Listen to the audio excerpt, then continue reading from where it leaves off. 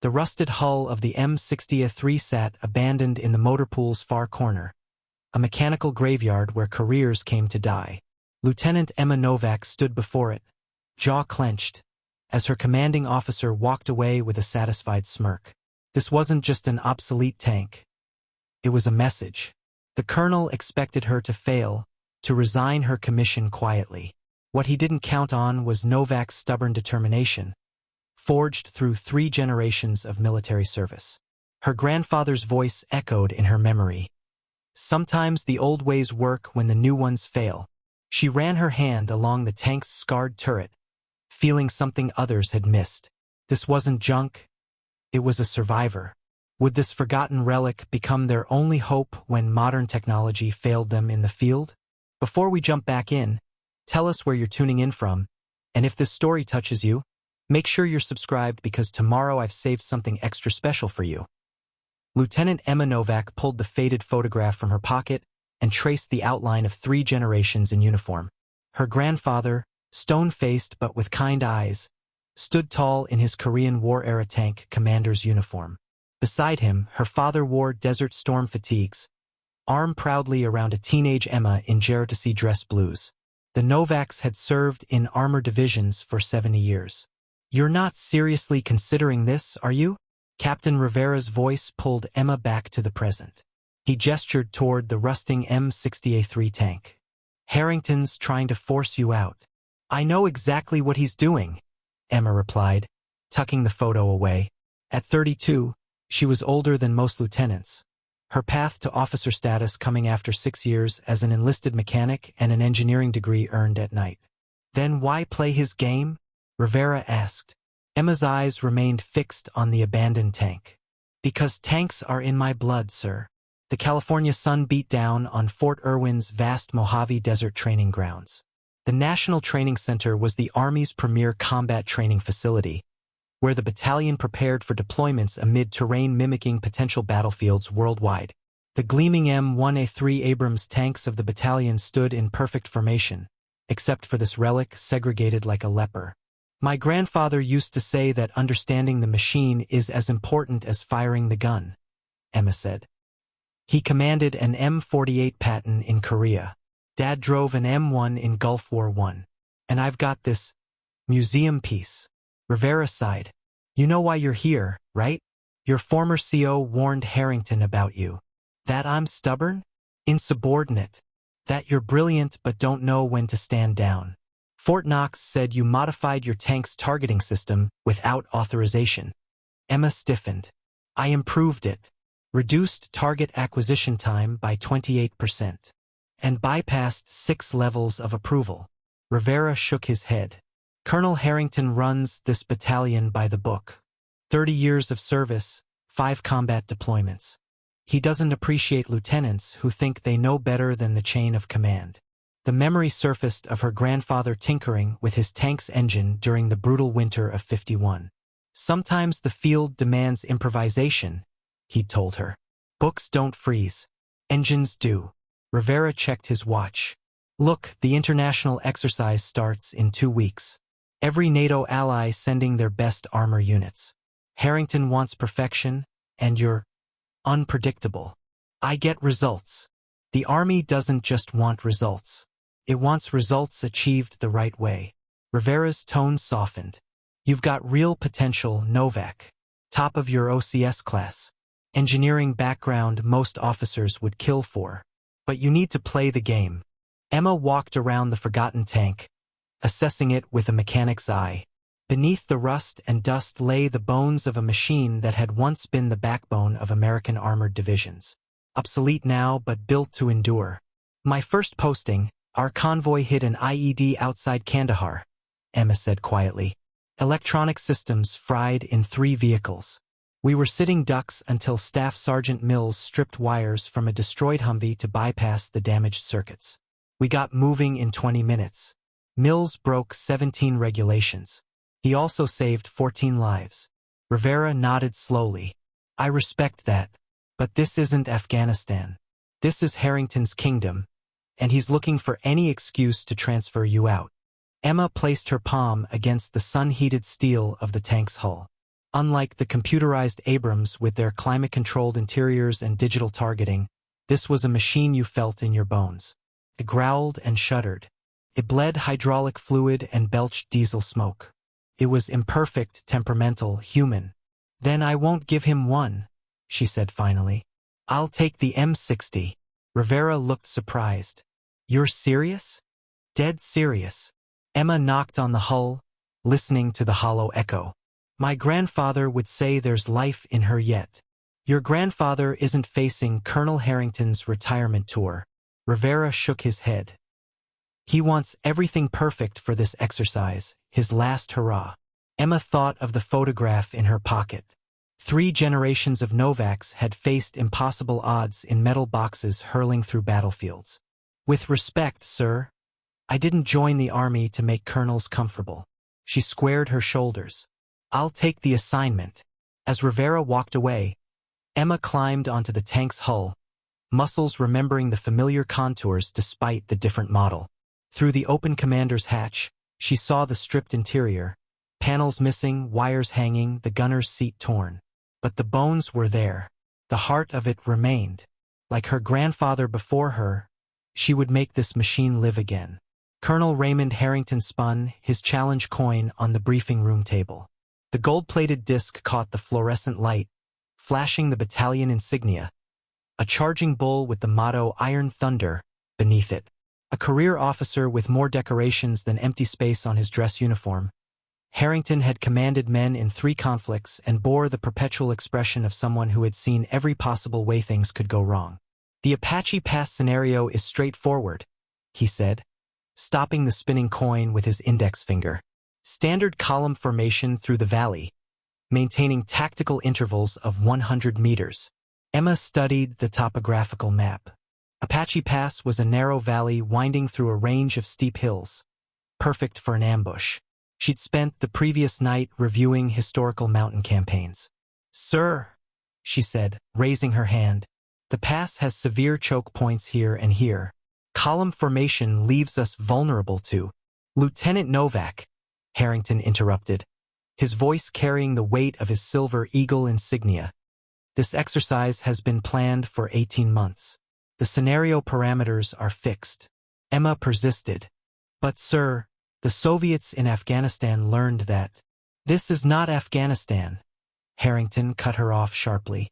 "This is a NATO-coordinated exercise with 13 nations participating. The scenario demonstrates our ability to move armor rapidly through restrictive terrain." The briefing room held 20 officers, company commanders and platoon leaders preparing for the massive international exercise. Emma felt their eyes on her. Some curious, others uncomfortable, a few openly hostile toward the newcomer questioning the colonel. "With respect, sir," Emma continued, "standard column formation in this terrain violates 3 principles of mountain warfare established since World War II. A heavy silence fell. Captain Rivera, seated beside her, subtly shook his head in warning. Harrington's weathered face remained impassive, but his eyes hardened. He was 55, with close-cropped gray hair and the trim physique of a man who still completed the Army physical fitness test alongside his youngest soldiers.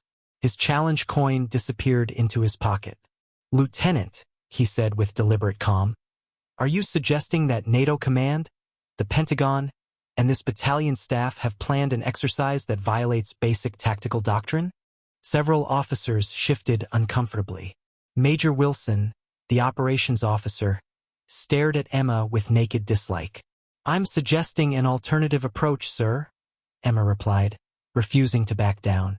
"If we modified the formation at these 3 points, we'd maintain mobility while significantly reducing vulnerability. That would require reprogramming the entire exercise parameters," Major Wilson interjected. 13 nations, Lieutenant.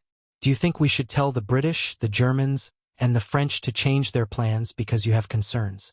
Harrington raised a hand, silencing Wilson. "Lieutenant Novak comes to us with an impressive academic record," he said, his tone making clear this was not necessarily a compliment. "West Point graduates often believe battlefield tactics are best determined in classrooms rather than in the field." "I'm not basing this on academics, sir," Emma said. I'm basing it on historical precedent and terrain analysis. Harrington's expression hardened further. Your previous commanding officer warned me about your independent thinking, Lieutenant. I had hoped those reports were exaggerated. He stood, signaling the briefing was ending. The Apache Pass scenario will proceed as planned. If you have further concerns, direct them through your chain of command, privately. As the officers filed out, Captain Rivera lingered beside Emma. You couldn't just keep your head down for 1 month, could you? The Colonel's approach ignores basic. The Colonel has been planning this exercise since before you finished OCS, Rivera interrupted. This is his legacy event before retirement. Every general and attaché from here to Brussels will be watching. Emma gathered her notes. So we should execute a flawed plan because it's politically expedient? You need to pick your battles, Lieutenant, Rivera said quietly. And this one isn't worth fighting. Later that afternoon, Emma found herself summoned to the Colonel's office.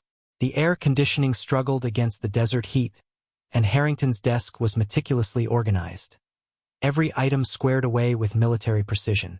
Lieutenant, he said without preamble. Your file contains commendations for technical innovation, but also notes about your difficulty with authority. He leaned forward. Let me be clear, in my battalion, the chain of command isn't a suggestion.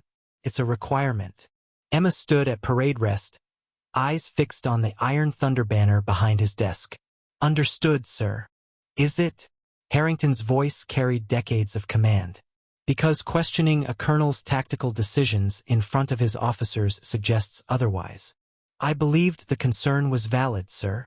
Harrington studied her for a long moment. You're new here, so I'll be explicit. I run this battalion by the book. The book has kept soldiers alive for 200 years.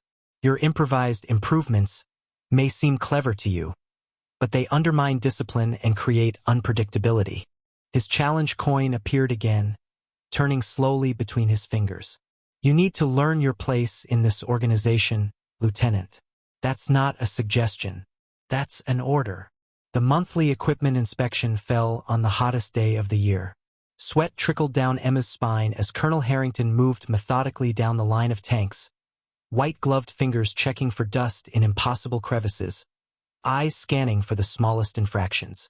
The battalion's M1A3 Abrams tanks gleamed in the desert sun, crews standing at attention beside their machines. When Harrington reached Emma's assigned tank, his inspection started routinely, until he noticed the modified targeting display. Lieutenant, he said, voice dangerously calm. Explain this alteration to standard equipment. Emma stepped forward. Sir, I improved the targeting system's response time by adjusting the... Was this modification approved through proper channels? Not yet, sir. I was testing the improvement before submitting. Sergeant, Harrington interrupted, addressing Emma's gunner. Power down this system immediately. As her gunner complied, Harrington turned to Major Wilson. Note this tank as non-operational until a full technical inspection can certify it meets standard specifications. Sir, Emma interjected. The modification increases target acquisition speed by 26%. I can demonstrate. You can demonstrate your understanding of protocol by following it. Lieutenant, Harrington cut her off. Unauthorized modifications to combat vehicles violate 8 different regulations. Emma felt her career slipping away but couldn't stop herself. Sir, the standard system has a 3-second lag that could cost lives in combat. Harrington's expression didn't change, but the temperature around them seemed to drop despite the desert heat. My office. Now. 20 minutes later, Emma stood at attention before Harrington's desk while he reviewed a document. His signature flew across the bottom with a practiced flourish. He handed her the transfer orders without meeting her eyes. Effective immediately, you're reassigned from 3rd Platoon to Special Projects. Emma scanned the document, confusion giving way to disbelief. The M60A3, sir? That's a museum piece. It's still technically in our inventory, Harrington replied. Battalion keeps it operational for ceremonial functions and parades. Operational is generous, sir. It's been sitting in the back lot for years. Harrington leaned back. Nevertheless, it requires a commander. That commander is now you. Emma realized the full scope of the punishment. Not just reassignment to an obsolete tank, but effective removal from the upcoming exercise, the most significant training event of the year. Colonel, I acknowledge my error in not following proper channels. But this isn't about channels, Lieutenant. It's about judgment. Harrington stood, pacing behind his desk. You believe you know better than established doctrine, than your superior officers, than me. He stopped, fixing her with a hard stare. You're not the first brilliant young officer I've commanded who thought their intelligence exempted them from discipline. Most either learn or leave. The army has survived without them. It will survive without you. Emma felt heat rising in her face. Is that what you want, sir? For me to resign my commission? What I want, Harrington said deliberately, is officers who understand that in combat, predictability saves lives. When every soldier follows established procedure, commanders can make informed decisions. Your improvisations might seem clever in garrison, but they create chaos in battle. He tapped the transfer order. The M60 is an appropriate assignment. Like you, it's out of place in a modern battalion. Perhaps spending time with obsolete equipment will help you appreciate why we standardize and modernize. And the exercise, sir? A thin smile crossed Harrington's face. Your participation remains required. If you can make that relic combat ready in 2 weeks, you're welcome to join the maneuvers. Emma recognized the trap. The ancient tank couldn't possibly be made exercise ready in 2 weeks. This was Harrington offering enough rope to hang herself. Understood, sir. She came to attention, saluted crisply, and turned to leave. Lieutenant, Harrington called after her. There's a reason we don't use M60s anymore. They're inefficient, unreliable, and dangerous compared to modern tanks. Like outdated thinking, they belong in the past. As Emma left headquarters, whispers followed her across the compound. By sundown, everyone would know about her humiliating reassignment. Lieutenant Novak, exiled to command a tank older than she was. Captain Rivera found her staring at the rust-streaked M60A3 as the sun set behind the mountains. I tried to warn you, he said, offering a bottle of water. Emma took it without responding. Harrington's serious, you know, Rivera continued. He expects you to either resign or fail spectacularly. Emma walked around the tank, assessing it with fresh eyes. The olive drab paint had faded to a patchy tan. Tracks sagged with age. The 105mm main gun drooped slightly, as if tired from decades of service. Then I'll have to succeed spectacularly, won't I? Emma arrived at the motor pool the next morning to find 3 soldiers already circling the M60, arguing loudly. A stocky Hispanic man in his 40s was gesturing emphatically at the engine compartment while a young black woman with close-cropped hair shook her head in disagreement.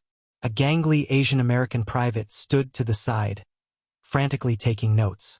The drivetrain is shot to hell, the older man was saying. We'd need to rebuild the entire...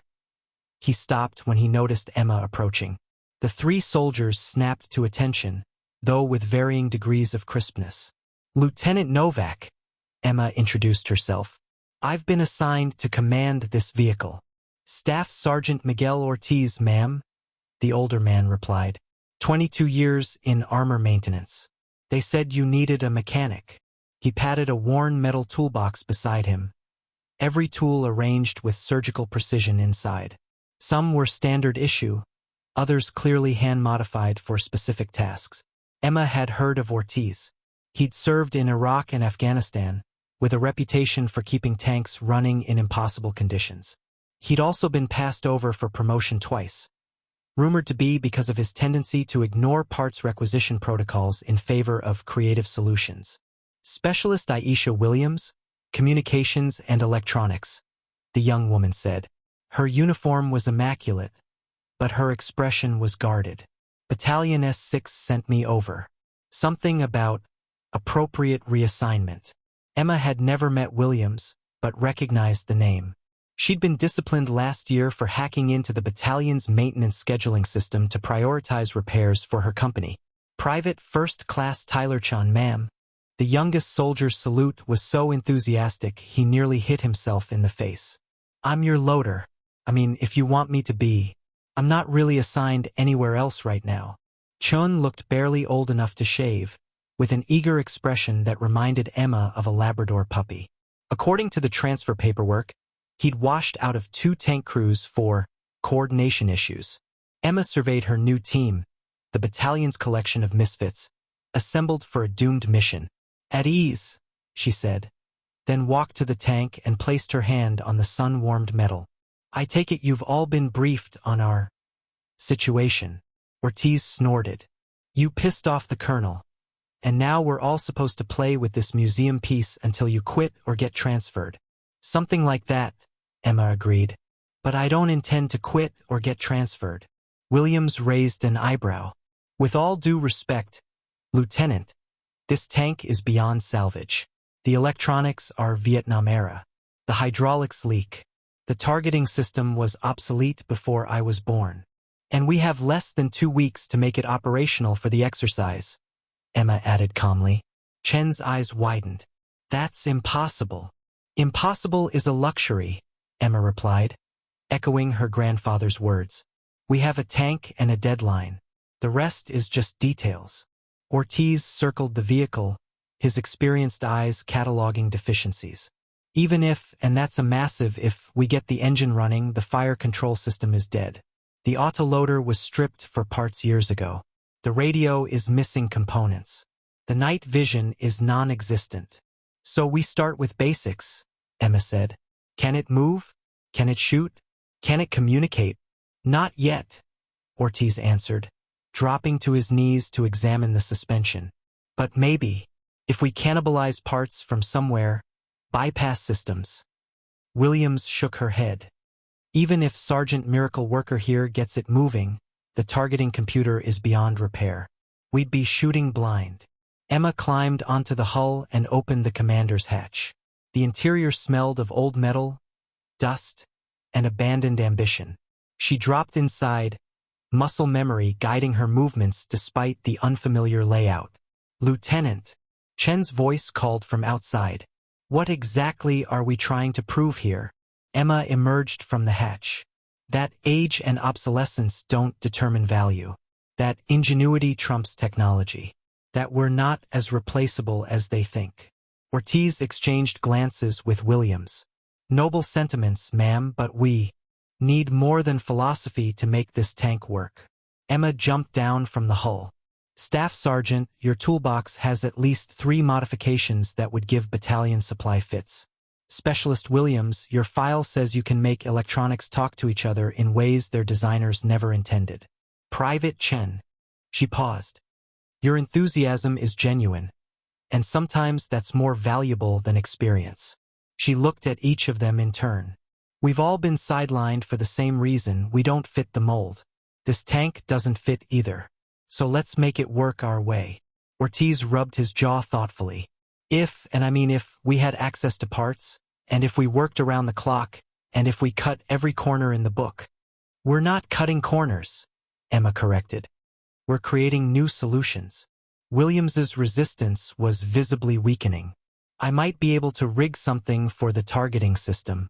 Nothing fancy, but that's all I'm asking, Emma said. Let's start with a full assessment. Sergeant Ortiz, take the engine and drivetrain. Specialist Williams, electronics and communications. Private Chen, you're with me on the main gun and turret. As they dispersed to their tasks, Emma heard Ortiz mutter, either the craziest or bravest lieutenant I've ever served under. She smiled to herself. In her family, those had never been mutually exclusive qualities. The technical manual for the M60A3 tank was water-damaged, its pages warped and stained with what might have been coffee or hydraulic fluid. Sergeant Ortiz had unearthed it from the depths of the maintenance shed, blowing off a layer of dust before reverently placing it on the makeshift workbench they'd set up beside the tank. Bible's seen better days, he said, carefully turning pages. But it's still gospel. By midday, the team had stripped the tank down to its components, parts laid out methodically across tarps in the blazing sun. The picture wasn't promising. Main gun seems mechanically sound, Emma reported, wiping grease from her hands. Breech is stiff but functional. The real problem is everything electronic, Williams finished, emerging from the turret with a tangle of wires. The fire control computer is beyond salvage. Looks like someone already stripped half the components. Ortiz was shoulder-deep in the engine compartment. Continental AVDS 1790 diesel, his muffled voice reported. Basic block is intact, but the fuel system's contaminated. Transmission needs a complete overhaul. Hydraulics leak like a sieve. Private Chun looked crestfallen. So it's hopeless? Emma studied the disassembled tank, mentally cataloging each deficiency against potential solutions. Not hopeless, challenging. She grabbed a marker and approached a large whiteboard they'd borrowed from an empty classroom. At the top, she wrote, Operation Lazarus, in block letters. We have 13 days, she began, drawing a timeline. Working backward from the exercise date, we need a functional tank in 12 days to allow for testing. Below the timeline, she created 3 columns: mobility, firepower, and communication. Phase 1 is getting it to move, she said, writing under the first column. Without mobility, nothing else matters. Ortiz nodded, consulting the manual. I can rebuild the fuel system in 2 days. Transmission's trickier. We'd need parts that haven't been manufactured in 20 years. What about the motor pool's parts inventory? Emma asked. Already checked. Nothing compatible with this dinosaur. Emma made notes on the board. Specialist Williams? Communications? Williams had disassembled a radio unit on a tarp. The N/VRC-12 is completely shot. We'd need a museum piece to replace it. And the fire control system? Williams laughed humorlessly. The M21 ballistic computer makes a pocket calculator look advanced. Even if we had replacement parts, it couldn't interface with modern systems used in the exercise. Emma stared at the whiteboard, the magnitude of their task settling like a weight. The nearby motor pool hummed with activity as other crews prepared their modern Abrams tanks for the exercise, the contrast between their cutting-edge technology and the scattered parts of the M60 painfully apparent. We need to think differently, she finally said. We can't make this tank modern, but we can make it functional. She drew a new column, Alternatives. Sergeant Ortiz, could you modify parts from different vehicles to work with our engine and transmission? Ortiz rubbed his chin thoughtfully. Maybe. The Bradley fighting vehicle uses some comparable hydraulic systems. With enough modification. Good. Emma turned to Williams. Forget military-spec communications. What about civilian tech? Could we adapt commercial radio equipment? Williams's eyes lit up. That's actually not a terrible idea. Consumer electronics are more flexible, less powerful but easier to hack. Emma nodded, adding notes to the board. And for targeting, we forget about automation. We go manual. Old school. Manual targeting? Chun looked confused. Is that even possible? It's how tanks operated for decades, Emma explained. Gunner uses optical sights, commander calls adjustments. It's slower but reliable. Ortiz walked to the manual, flipping to a diagram. Lieutenant, there's something else to consider. The M60 has one significant advantage over the M1A3. What's that? It's completely analog. No computer-dependent systems. No digital vulnerabilities. Emma considered this. So an EMP or electronic warfare wouldn't affect us, Ortiz confirmed. Modern tanks would be crippled, but this old girl would keep rolling. Plan was taking shape in Emma's mind. We focus on the basics. Phase 1, mobility. Get the engine, transmission, and tracks functional. Phase 2, firepower, manual targeting, and loading procedures. Phase 3, minimal viable electronics. Communication and navigation only. She drew a circle around the whiteboard timeline. 13 days. Working in parallel. Sergeant Ortiz on drive systems, Specialist Williams on communications, Private Chun and I on weapons systems. Williams examined the scattered parts doubtfully. Even if we work around the clock. We will work around the clock, Emma stated flatly. And we'll need resources. She turned to the team. Tonight, I need a complete list of everything required. Tomorrow, I'll secure what I can through official channels. And what you can't? Ortiz asked with a knowing look. Emma thought of her grandfather's stories about midnight requisitions during the Korean War. We'll solve problems as they arise, Sergeant. Chun raised his hand tentatively. Lieutenant? What if we can't finish in time? Emma capped the marker decisively. Not an option, Private. The M60 was built by people who put men on the moon using slide rules and graph paper. We have their manual, their machine, and their spirit. We'll make it work. That night, after the others had gone, Emma remained beside the tank, studying the manual by flashlight. The challenge seemed insurmountable, but beneath the impossibility lay opportunity. Harrington had meant to sideline her, but instead had given her the chance to prove exactly what she'd been arguing all along, that adaptability and ingenuity trumped rigid adherence to standard procedure. If she could make this work, it would be more than personal vindication. It would demonstrate a principle she believed was essential to effective warfare. The human element still mattered. This can't be regulation, Private Chin whispered as they slipped through a gap in the chain-link fence behind the motor pool. It's not, Emma replied, flashlight beam sweeping across the expanse beyond. But neither is setting us up to fail. The beam illuminated a sprawling junkyard, a military equipment graveyard where decades of obsolete or damaged vehicles came to their final rest. Rows of partially dismantled Humvees, ancient Jeeps, and Cold War-era armor stretched into the darkness. Sergeant Ortiz moved ahead, consulting a handwritten manifest he'd compiled from maintenance records.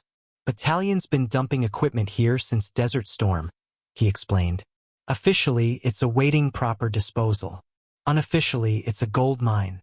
For 3 days, they'd attempted to requisition parts through proper channels. The results were predictable.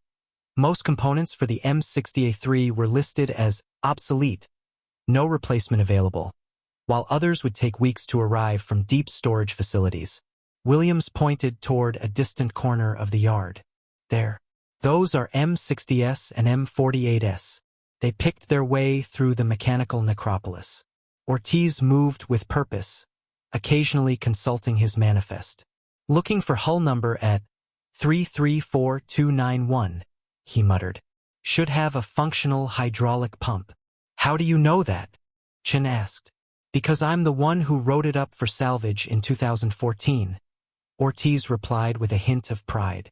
Tank was operational when they retired it. Criminal waste. By dawn, they compiled a treasure trove. A hydraulic pump in surprisingly good condition, transmission components from 3 different vehicles, and a relatively intact radio assembly. Emma authorized the unofficial procurement with silent efficiency, helping to load the parts onto a maintenance cart. This still leaves us with the targeting system problem, Williams noted as they wheeled their bounty back toward their tank. One crisis at a time, Emma replied. First, we make it move. That afternoon, Captain Rivera found them clustered around the engine compartment, arguing over the compatibility of a fuel injector.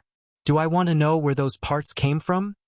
He asked, eyeing the collection of components spread across tarps. Emma straightened. Probably not, sir.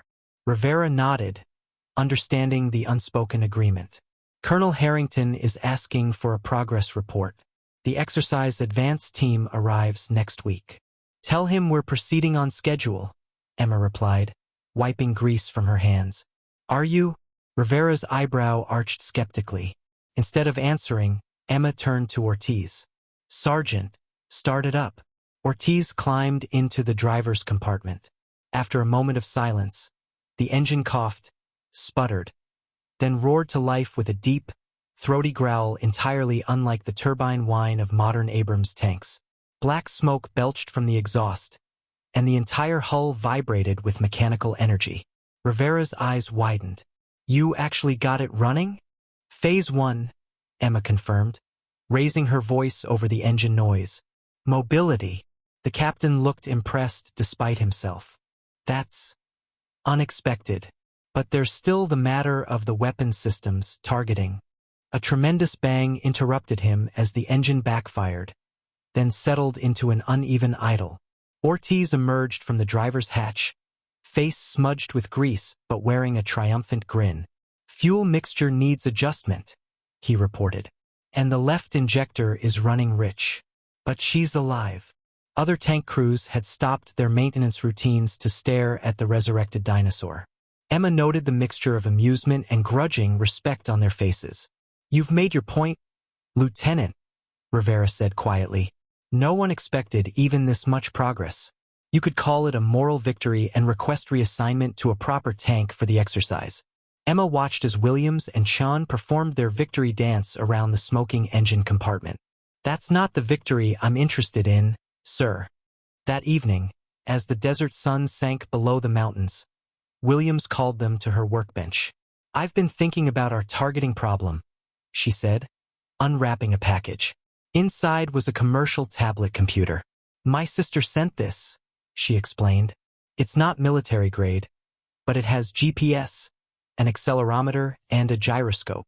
How does that help us aim a 105mm cannon?" Ortiz asked. Williams grinned. "I've been writing an app.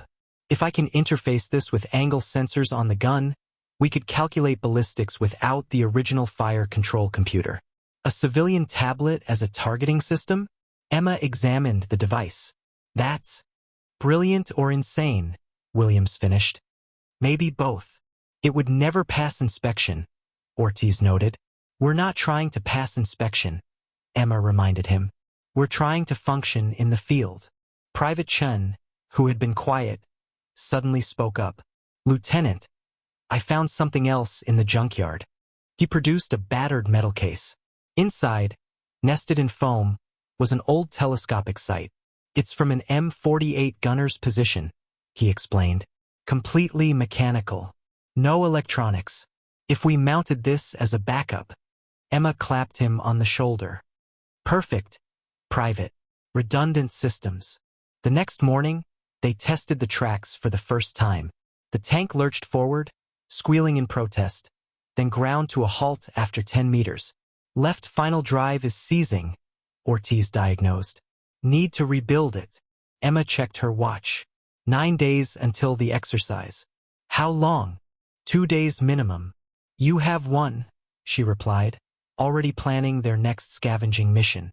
As she walked around the tank, assessing progress and problems, she noticed a small group of soldiers from other crews watching from a distance. One of them, a young specialist from 2nd Platoon, approached hesitantly. "Lieutenant Novak? We heard you got the engine running." Emma nodded cautiously. "My grandfather crewed an M60 in Germany," he said. "I've got some of his old equipment manuals. Thought they might help." She accepted the offered books with surprise. "Thank you, specialist. And I'm pretty good with hydraulics if you need an extra hand," he added. "Off duty, of course." As he walked away, Emma realized their impossible project was beginning to change. Perceptions. The punishment assignment was becoming something else entirely. A challenge that spoke to the foundational spirit of ingenuity that drew people to military service in the first place. Specialist Williams hunched over a workbench in the makeshift shelter they'd erected beside the tank, her modified civilian tablet connected to a bewildering array of cables and sensors. Lines of code scrolled across the screen as she muttered calculations under her breath. "This would be easier if I could just order the right components," she grumbled, soldering a connection with delicate precision. "Instead, I'm building a targeting system out of parts meant for video games and drones." The tablet had been transformed with a rugged case made from scavenged Kevlar and foam padding. Additional sensors had been attached to its edges, and a custom mounting bracket allowed it to be secured inside the gunner's position. What had begun as a consumer device was evolving into a military-grade targeting computer through sheer ingenuity. Emma leaned in to examine the code. "Will it work?" "In theory." Williams tapped the screen, bringing up a ballistic trajectory calculator. "I've programmed in the ballistic characteristics of our 105mm rounds based on the technical manual.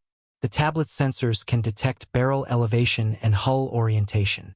What it can't do is range finding. We'll have to estimate range manually, Emma said.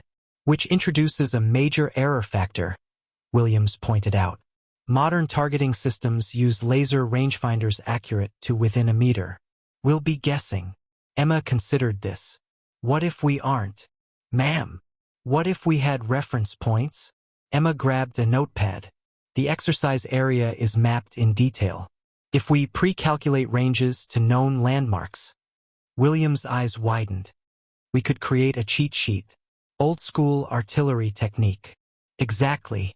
Not as precise as laser rangefinding, but better than guessing. While Williams refined her targeting app, Sergeant Ortiz was battling the tank's hydraulic system.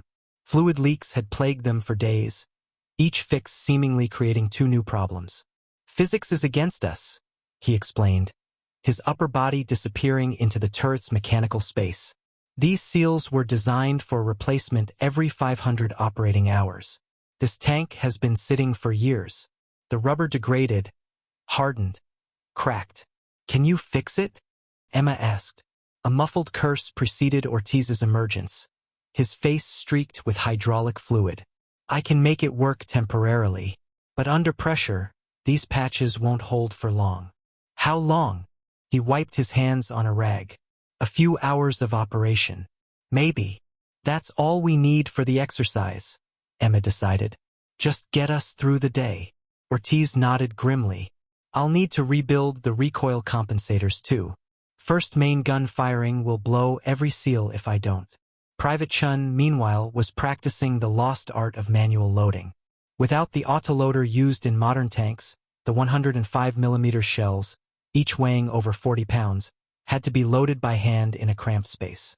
18 seconds, Emma called out as Chun completed his latest attempt. Getting better, but still too slow. Chun panted, sweat dripping from his face. The service record says experienced loaders could do it in 7 seconds. Those loaders had years of practice and proper equipment, Emma reminded him. You're working with makeshift shell racks and 3 days of training. I need to be faster, Chun insisted, already positioning another practice round. In combat, those seconds matter. Emma nodded, impressed by his dedication. Again, then. Late that evening, they gathered for a progress assessment. 7 days remained until the exercise. Mobility is at 80%, Ortiz reported. Engine runs, transmission shifts, hydraulics function, with the caveats I mentioned. Communications? Emma asked. Williams sighed. 50% at best. I've got the internal crew intercom working, and we can receive battalion transmissions. Sending is spotty. And the targeting system? Williams gestured to the tablet. I've completed the app. It calculates firing solutions based on manual inputs for range, wind, temperature, and target movement. I've interfaced it with servo sensors on the gun mantlet to get accurate elevation readings. She demonstrated, the screen displaying a simplified targeting reticle with ballistic data. The gunner inputs the estimated range here, confirms ammunition type here, and the system calculates the firing solution. How accurate? Emma asked. With perfect range estimation? Within 5 meters at a 1,000-meter distance. With manual ranging? 10 to 15 meters. That's a wide margin, Ortiz observed. Modern tanks hit within a meter at 2,000 meters, Williams acknowledged. We're not competing on precision. We're aiming for good enough. Chun demonstrated his backup solution, the salvaged mechanical sight mounted in parallel with Williams' tablet system. If the electronics fail, we can still aim the old-fashioned way. Emma nodded approval. Redundant systems. Good thinking. They conducted their first full systems test at midnight, away from curious eyes. Emma stood in the commander's position, the familiar feel of a tank beneath her oddly comforting despite the antiquated layout. Driver, advance, she ordered through the intercom. The tank lurched forward, tracks clanking against the hard desert soil. The engine roared as Ortiz guided it through a series of basic maneuvers. Forward, backward, pivoting turns. Gunner, target the abandoned water tower. Range 900 meters. Williams, at the gunner's position, input the data into her tablet. The targeting reticle adjusted for the ballistic solution. Target acquired. Firing solution complete. Loader, ready? Round ready. Chun confirmed, having simulated loading a practice shell. Fire. Williams pressed the firing trigger, producing only a mechanical click instead of the thunderous blast of a real shot. On target, Williams reported after checking her sights. Emma allowed herself a small smile. After days of seemingly insurmountable challenges, they had a tank that moved, aimed, and, theoretically, could shoot. It wasn't pretty. It wasn't regulation. It certainly wasn't state-of-the-art. But it worked. As they powered down for the night, Captain Rivera appeared from the shadows. He'd been watching the test from a distance. "Impressive," he said simply. "Colonel Harrington will be surprised." "That's the idea," Emma replied. Rivera's expression turned serious. "He won't like being proven wrong, Lieutenant." "With respect, sir, that's not my concern. Making this tank combat-ready is." Rivera nodded slowly.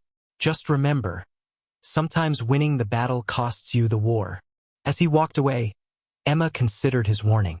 She hadn't started this contest with Harrington, but she was certainly committed to finishing it, and on her terms. Late at night, when the desert cooled and the base quieted, Emma sat alone atop the tank's turret. In her palm rested her grandfather's pocket watch, a tarnished silver timepiece with the Armor Corps insignia engraved on its cover. She clicked it open, revealing a yellowed photograph carefully trimmed to fit inside 3 generations of Novak tank commanders, taken the day before her father's deployment to Iraq.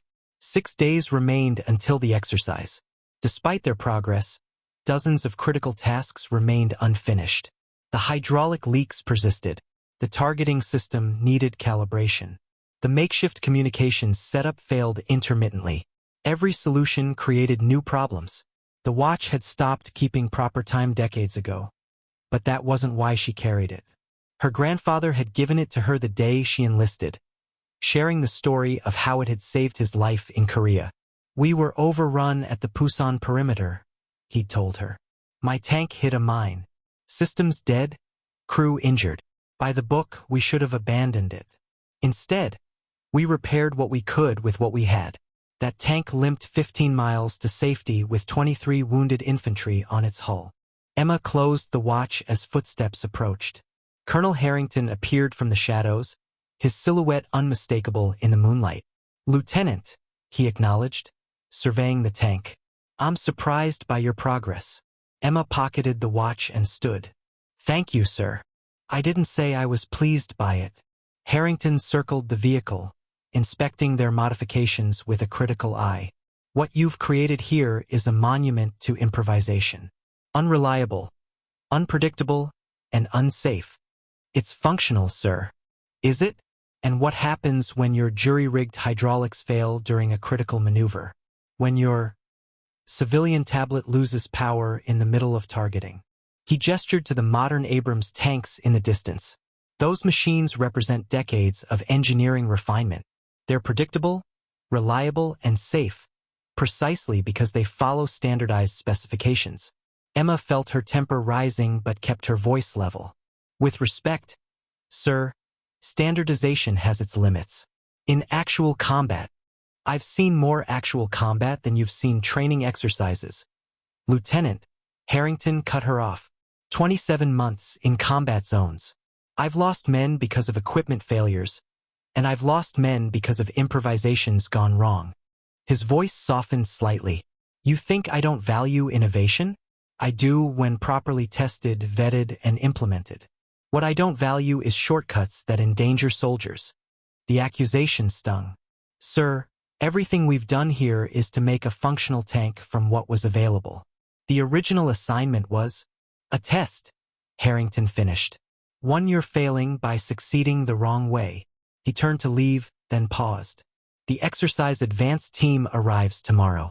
Your tank will undergo the same safety inspection as every other vehicle. I suggest you prepare for that reality." After he departed, Emma remained on the turret, her grandfather's watch heavy in her pocket. Doubt crept in for the first time since they'd begun the project. What if Harrington was right?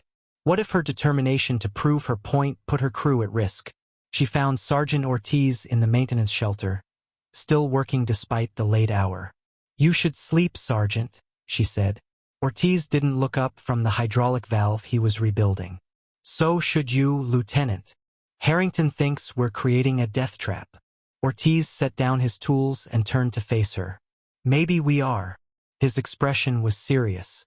"But that's not why you're here at 0200, is it?" Emma hesitated, then removed the watch from her pocket.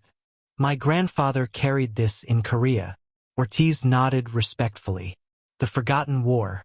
My uncle was infantry at Chosin Reservoir. My grandfather always said necessity was the mother of invention. That field adaptations saved more lives than they risked." "Smart man," Ortiz said. "But that's not what's bothering you either." Emma studied the weathered NCO. "What makes you say that?"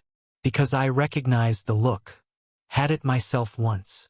He wiped his hands on a rag. "Baghdad, 2003. My commander ordered us to follow standard operating procedure for an area we knew was heavily mined. I modified our route without authorization. Saved the platoon, but got busted down a rank." He gestured toward the tank. "This isn't just about proving Harrington wrong anymore, is it? It's about proving yourself right." The observation hit uncomfortably close to home. "Is there a difference?" "All the difference in the world." Ortiz returned to his work. "Proving him wrong is about ego. Proving yourself right is about principles." Emma considered this. "What happened after Baghdad? With your career?" "Spent 5 years fighting the system, thinking I could change it through force of will." He smiled ruefully. "Eventually realized I could do more good working within it, finding the spaces where adaptation was possible without open rebellion." "Is that what you think I'm doing? Rebelling?" Ortiz tightened a fitting with practiced precision. "I think you're fighting the right battle the wrong way. Harrington isn't your enemy. He's a product of a system that values predictability because predictability saves lives. Most of the time. And the rest of the time? The rest of the time, you need people like you." Ortiz gestured toward the tank. "But you'll never convince him by humiliating him." Later, alone in her quarters, Emma turned her grandfather's watch over in her hands. The inscription on the back read, "Adapt. Overcome. Never at the expense of your men." The last part gave her pause. Had she been so focused on proving her point that she'd lost sight of the larger purpose? Was she risking her crew to settle a score with Harrington? She thought of Williams working through nights to code a targeting system from scratch. Chun drilling loading procedures until his arms gave out. Ortiz leveraging decades of experience to make impossible repairs. They deserved better than to be pawns in her personal crusade. Tomorrow, she decided, she would focus less on proving Harrington wrong and more on ensuring their tank was genuinely safe and functional. The point wasn't to win an argument. It was to demonstrate that adaptability and standard procedure could coexist. As she finally drifted towards sleep, her grandfather's voice seemed to echo from the watch. "Leadership isn't about being right, Emma. It's about doing right." Elevation 22 degrees, range estimated 800 meters, wind from west at 5 knots. Emma called from the commander's position. "Target acquired." Williams responded, fingers dancing across her tablet.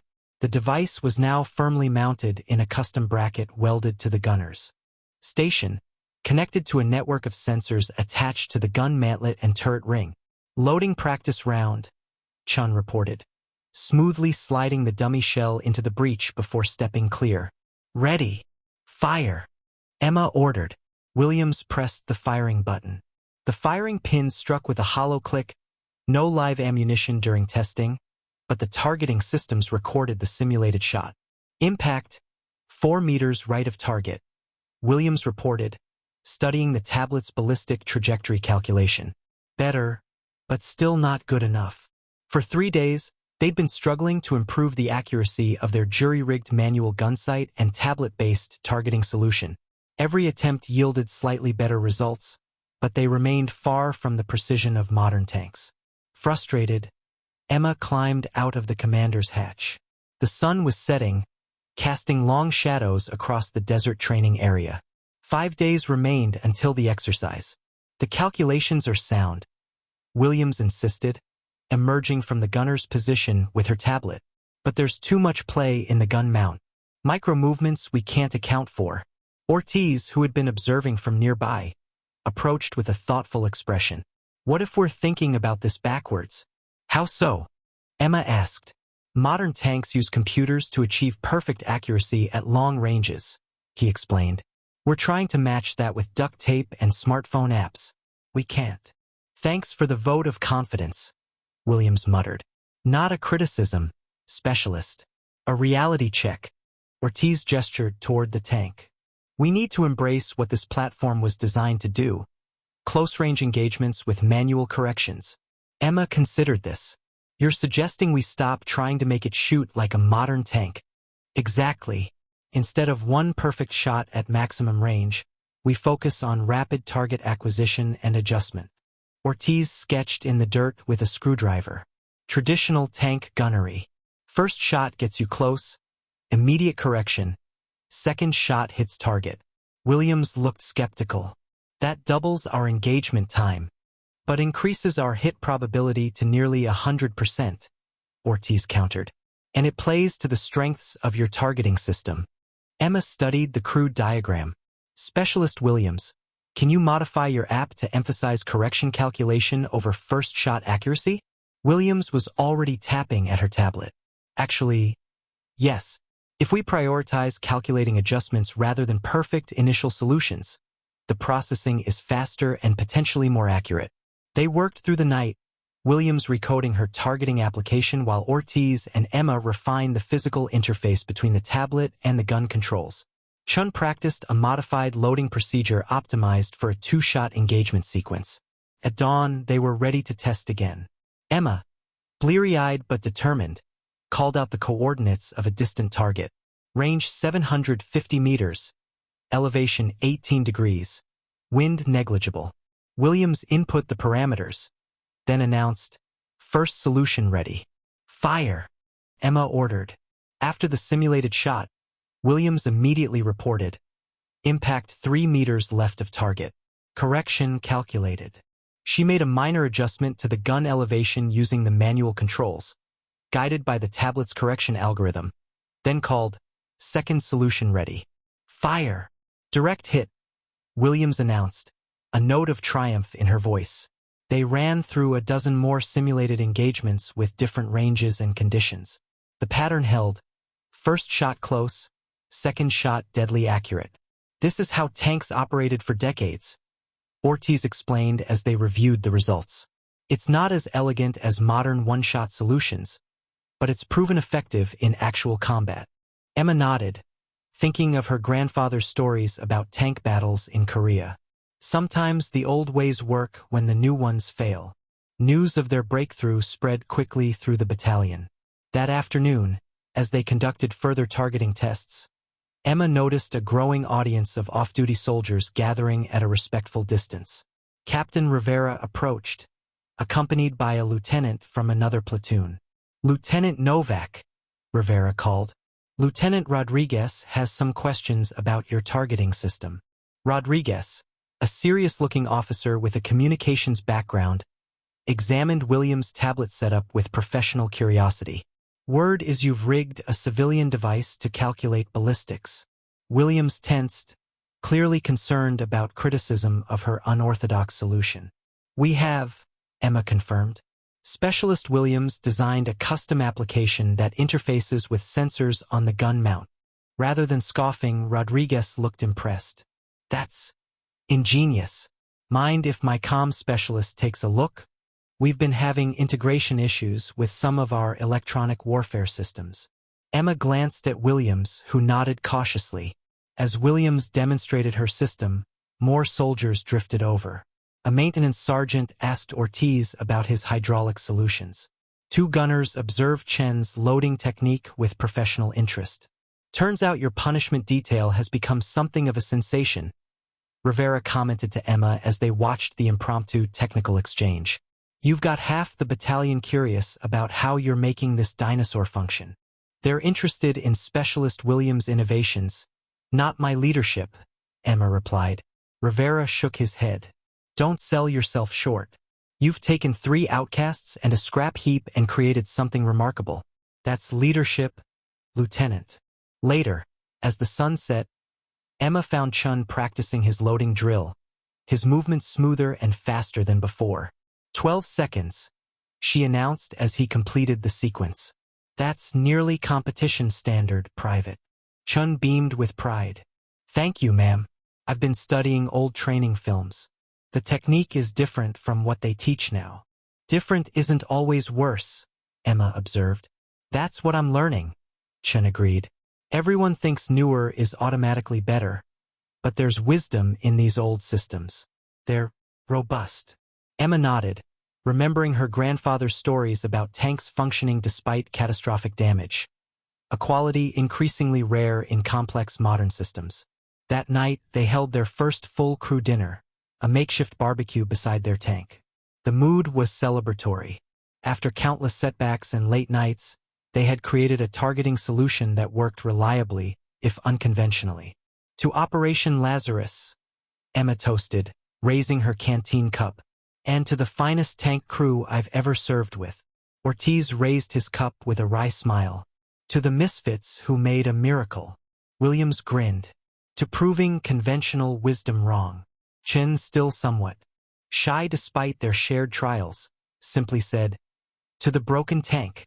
As night fell over the desert, their tank stood silhouetted against the starry sky, no longer abandoned and forgotten, but reborn through determination and ingenuity. Emma spread the battalion exercise orders across the hood of a Humvee, the official document revealing the full scope of what they'd be facing. The papers detailed a massive, multi-phase operation involving 13 nations' armored forces conducting complex maneuvers through the mountainous terrain north of Fort Irwin. This is much bigger than I thought, she admitted to her crew. 3 days of continuous operations, multiple engagement scenarios, and a final phase with electronic warfare elements. Williams peered over her shoulder at the document. Electronic warfare? That wasn't in the briefings. Last-minute addition, Emma explained, pointing to an appendix. NATO testing some new countermeasure systems against simulated enemy electronic attacks. Ortiz frowned. How will that affect our unconventional electronics? Shouldn't be an issue, Williams said. Our systems are too basic to be affected by most electronic countermeasures. The tablet is minimally networked and the rest is analog. Emma studied the detailed topographical maps included with the orders. The exercise would take place in a mountain range 40 miles north of the base. Rugged terrain with narrow valleys, steep slopes, and limited maneuver room. Precisely the type of environment where modern tanks, for all their technological advantages, faced significant challenges. We need to study these routes carefully, she said, marking key passages with a red pen.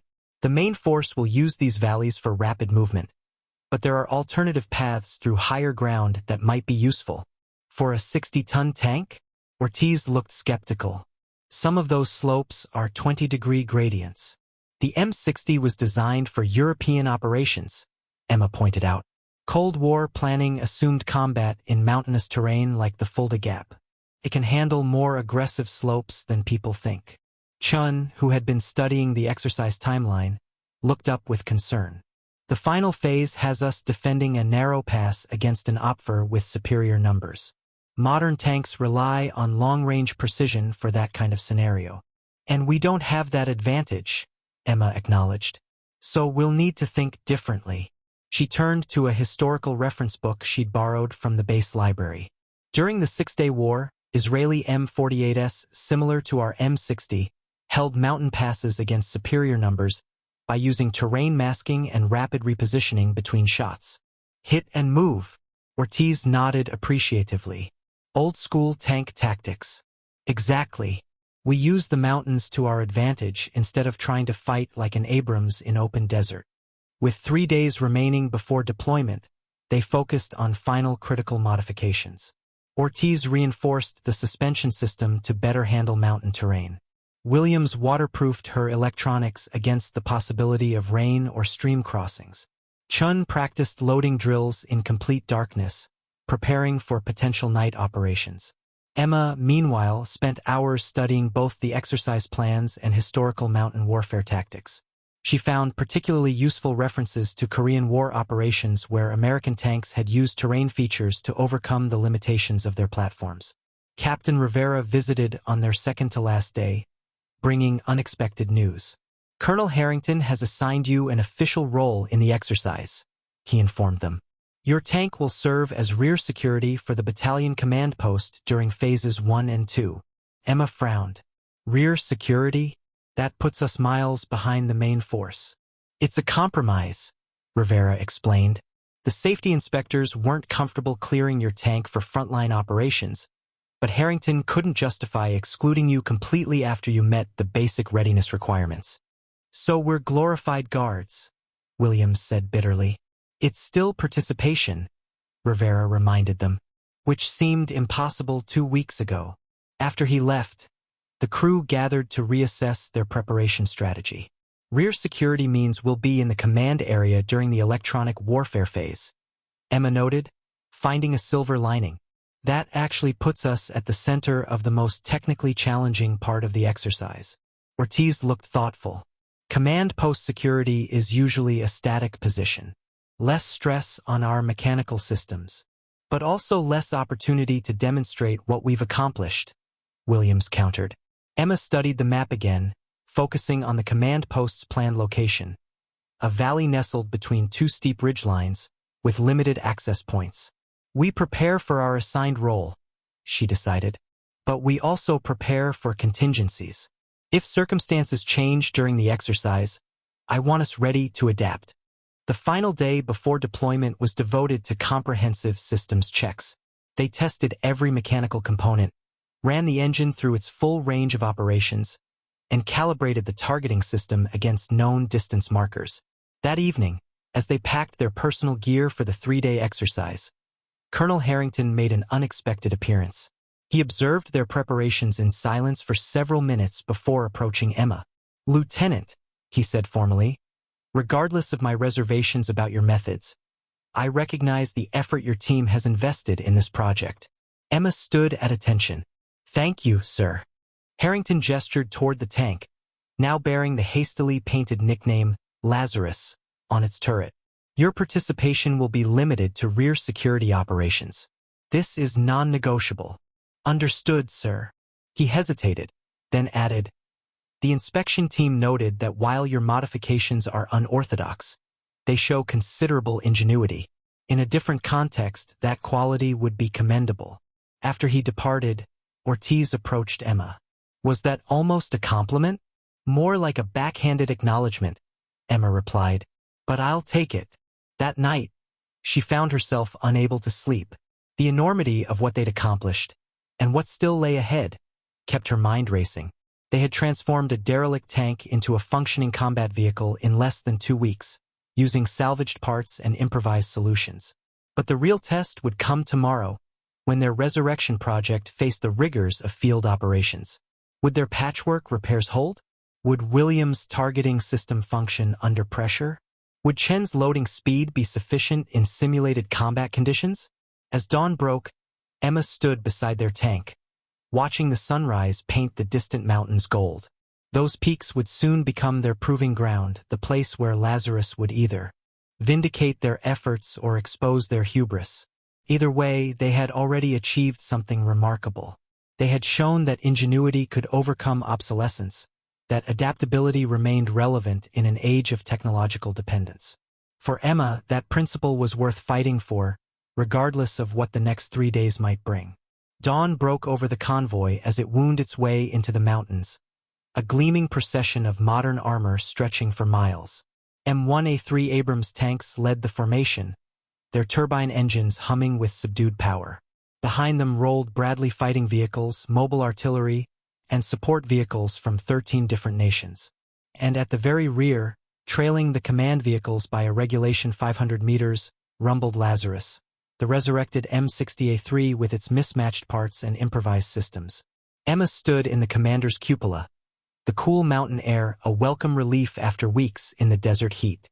She held a topographical map open against the turret, making notes on terrain features and potential alternate routes as they progressed.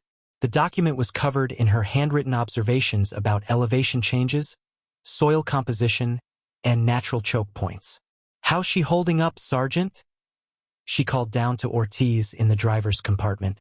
"Transmission temperatures running hot on these inclines," he reported. "But within tolerances. The extra cooling lines we added are helping." Inside the turret, Williams monitored her tablet-based systems while Chun used the journey to organize the practice rounds they'd been issued for the exercise. Inert shells that simulated the weight and handling of live ammunition without the explosive payload. "Comms check," Emma ordered, testing their jury-rigged radio system. "Gunner operational," Williams replied. "Loader operational," Chun confirmed. "Driver operational," Ortiz added. "Though I'd appreciate fewer potholes." Emma smiled at the crew's growing camaraderie. 2 weeks ago, they'd been strangers united only by their outcast status. Now they functioned as a cohesive team, with the easy banter that came from shared challenges and hard-earned triumphs. The convoy entered a steep-walled valley that opened into a broad mountain meadow. Here, the international force began deploying into its initial exercise positions. Modern tanks maneuvered with precision, their advanced suspension systems easily handling the rough terrain. Command vehicles established a perimeter around a central tent complex flying multiple NATO flags.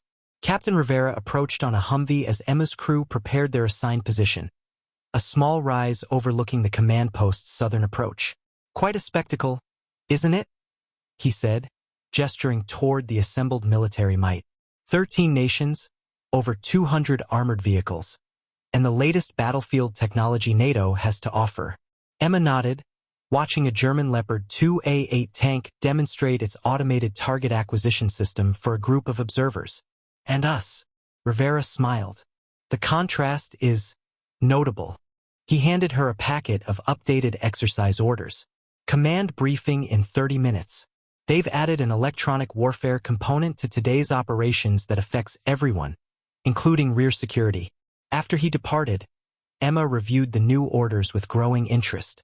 NATO's testing an experimental electronic countermeasure system against simulated enemy jamming.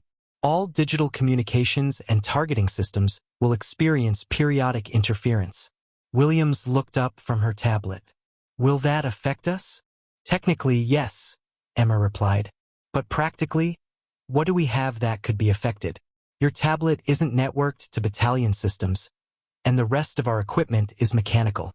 Ortiz grinned. Sometimes being obsolete has advantages. Throughout the day, they watched the main force conduct impressive maneuvers across the mountain terrain. Modern tanks demonstrated their ability to identify, target, and destroy enemy positions, played by OPFOR units, at remarkable ranges. Attack helicopters coordinated with ground forces through integrated digital networks. Command and control systems processed battlefield data in real time. By contrast, Lazarus sat in its assigned position, monitoring the command post's southern approach with what many officers clearly regarded as quaint obsolescence. "It's like bringing a musket to a sniper competition," Williams muttered as a group of NATO observers walked past their position, casting curious glances at the Cold War relic. "That musket will still fire when the fancy rifle jams," Ortiz reminded her. As evening approached, Emma noticed unusual electronic activity. Several modern tanks reported targeting system glitches. Communications experienced momentary disruptions. The exercise controllers announced the beginning of the electronic warfare phase, with OPFOR units deploying advanced jamming equipment against NATO forces. "Lieutenant Novak," a voice called. Emma turned to find a signals intelligence officer approaching their position. "I understand your vehicle uses minimal networked electronics." "That's correct, Major," Emma confirmed. The Major studied their tank with professional interest. "Mind if I observe how your systems perform during this phase? We're collecting data on resilience against electronic attacks." "Of course, sir." As darkness fell, the exercise's electronic warfare component intensified. Modern tanks reported increasing difficulties with their fire control computers. Digital communications became unreliable, forcing units to fall back on voice procedures. GPS systems showed incorrect coordinates or failed entirely. Status report. Emma called to her crew. Drive systems normal, Ortiz reported. All mechanical. Communications operational, though I'm picking up some interesting interference patterns. Williams added, monitoring her tablet. Nothing affecting our core functions. Loading systems unchanged, Chun confirmed. Hard to jam a manual breach. The signal's intelligence major looked impressed. Your vehicle appears completely unaffected by the electronic countermeasures that are disrupting our modern platforms. Not by design, sir, Emma explained. More by circumstance. We're using primarily analog systems with minimal digital components. Sometimes old solutions have unexpected relevance, the major noted, making entries in his field tablet. Our increasing dependence on networked systems creates vulnerabilities that more traditional approaches don't share. Later that night, as the main force set up defensive positions for the exercise's overnight phase, Emma studied the terrain beyond their assigned sector. The topographical map revealed a network of narrow ridges and steep valleys that didn't appear in the primary exercise plans. Routes too restrictive for modern tanks with their wider hulls and less flexible suspensions, but potentially navigable by their more compact M60. Insurance, she murmured to herself, marking these alternate paths. Something about the electronic interference patterns felt unusual, more extensive than typical exercise parameters would justify. Better to have options if the situation changed. Little did she know how prophetic that preparation would prove to be. The emergency alert transmission crackled through their radio at 0347 hours, fragmented and distorted. All units, unauthorized. Repeat, unauthorized. Weapons fire.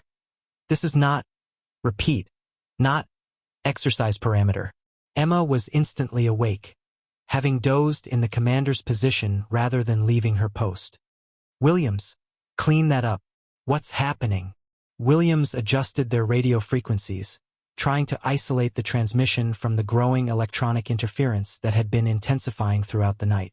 Something's wrong with the battalion net. It's being actively jammed, not just exercise simulation. Before Emma could respond, a series of explosions erupted near the command center, followed by genuine weapons fire. Not the blank rounds used in exercises, but the distinctive crack of live ammunition. Battle stations, Emma ordered. Fully alert now. Ortiz, start engine. Chun, ready position. As Lazarus rumbled to life, chaos unfolded across the previously orderly encampment. Modern tanks attempting to respond to the attack found their electronic systems compromised. Engines failing to start, turrets locked in position, communications dead. The electronic warfare component of the exercise had somehow transformed into an actual electronic attack. This isn't part of the scenario, Emma stated the obvious, scanning the perimeter with her night vision binoculars. Through the green-tinted view, she spotted muzzle flashes from the ridgeline to the north, a position that should have been empty according to exercise parameters. Another transmission broke through, clearer this time. All units, we are under attack by unknown hostile force. This is not an exercise. Repeat. Real-world situation. Electronic countermeasures in effect. Casualties at command post. Orders? Lieutenant? Ortiz asked, tension evident in his voice. Emma made a split-second assessment. Their position on the southern approach was currently away from the main attack, but that could change rapidly. Their tank was operational while many modern vehicles were immobilized. And most critically, people were dying while they deliberated. Move to support the command post, she ordered. Weapons hold until we identify hostiles. Lazarus lurched forward, its aged engine roaring with surprising power as Ortiz guided it toward the center of the encampment. They passed several M1A3 tanks, their crews working frantically to restart systems compromised by what was clearly a sophisticated electronic attack. At the command center, they found chaos. The main tent was burning, several vehicles destroyed by what appeared to be precision strikes. Medical personnel were treating wounded soldiers, including several senior officers. Captain Rivera staggered toward them, blood streaming from a cut on his forehead. "Lieutenant Novak, thank God something's still moving. What happened?" Emma demanded, jumping down from the tank. "Professional hit," Rivera explained, accepting a field dressing from Chun. They struck simultaneously with electronic warfare and precision weapons. Targeted our command vehicles first, then communications. He gestured to the burning remains of several sophisticated command and control platforms. "Most of our armor is paralyzed.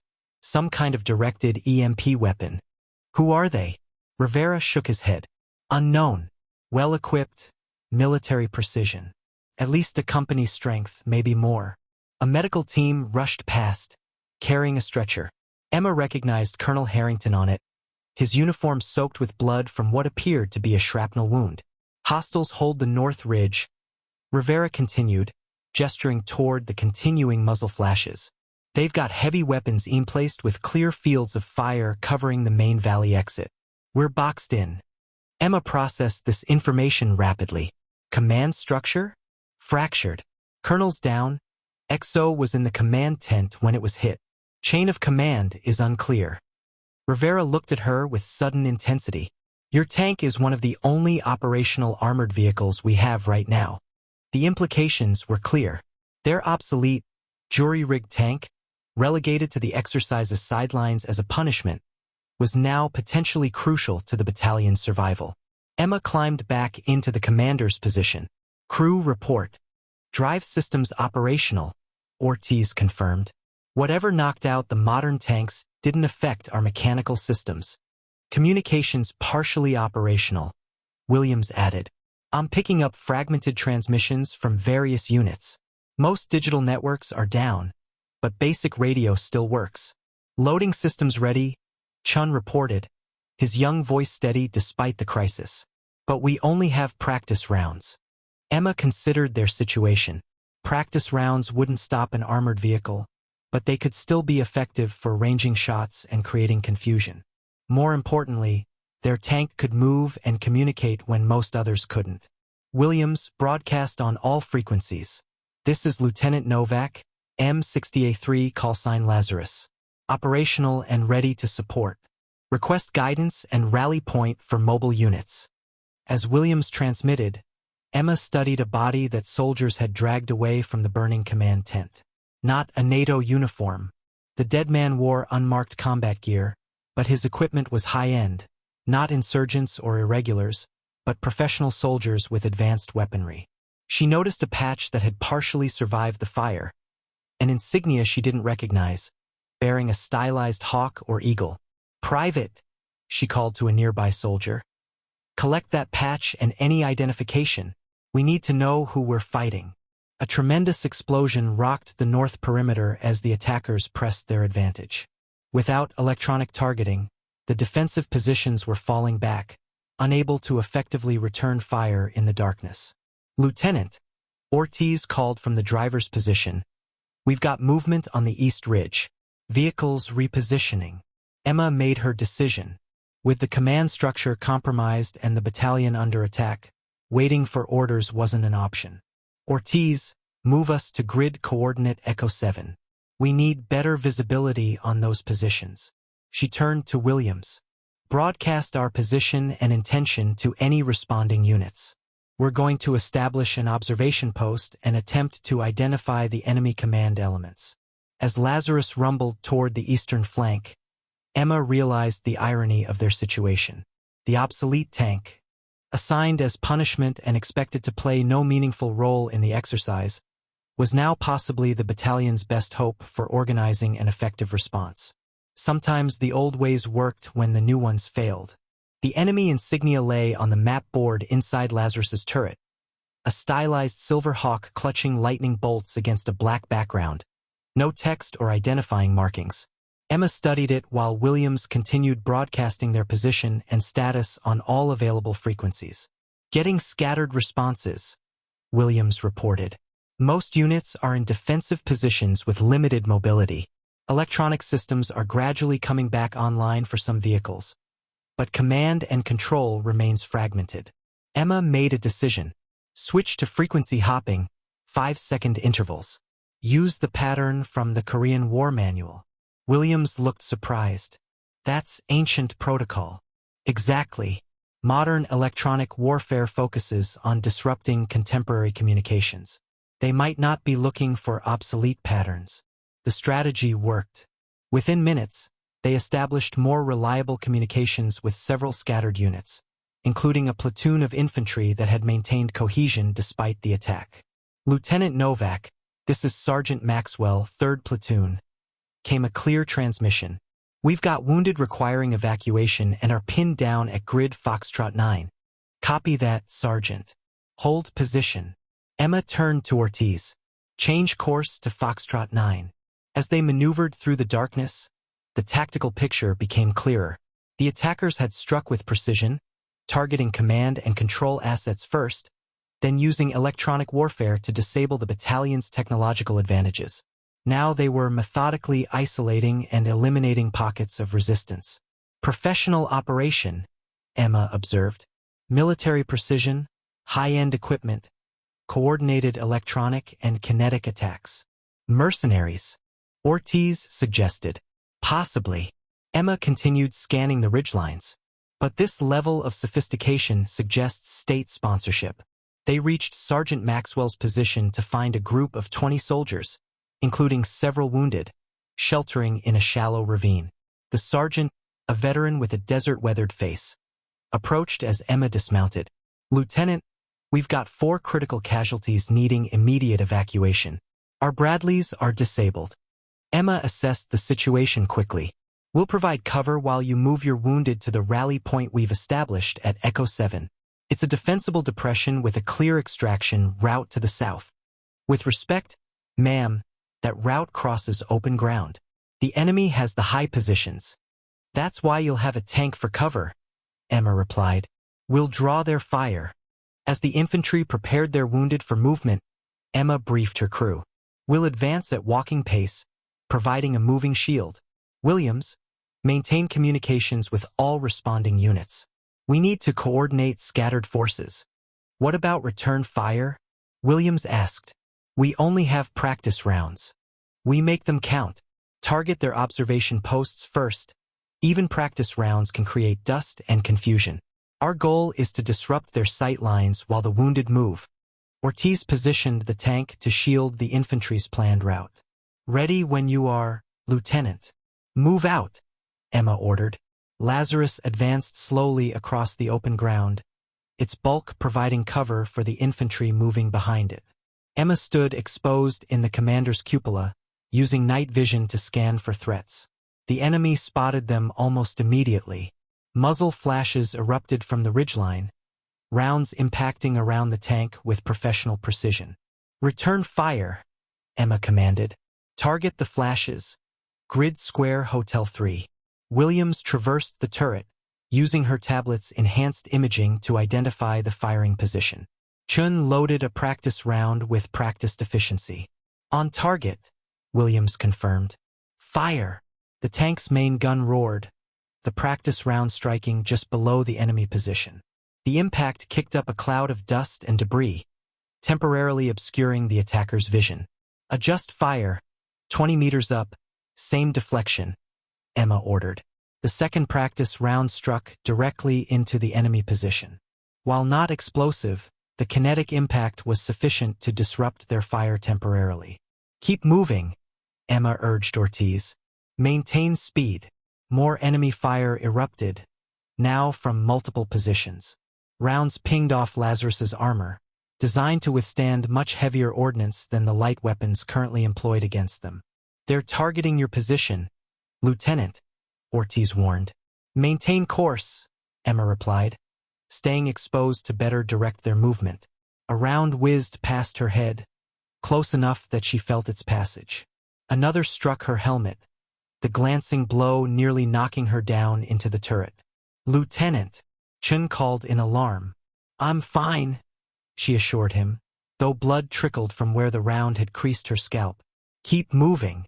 Through the dust and chaos, they escorted the wounded to the rally point at Echo 7. By the time they arrived, Emma had established communication with 6 more units, creating the beginnings of a coordinated response.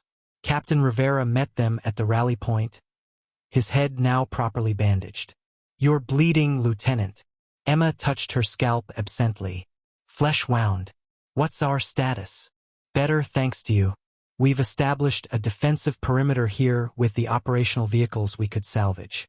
Medical evacuation is organizing south of this position." Emma spread her map on the hood of a Humvee. "The enemy holds these 3 ridgelines, controlling all northern approaches. Their electronic warfare capabilities have diminished, possibly due to power constraints, but our systems are still only partially functional." "And Colonel Harrington?"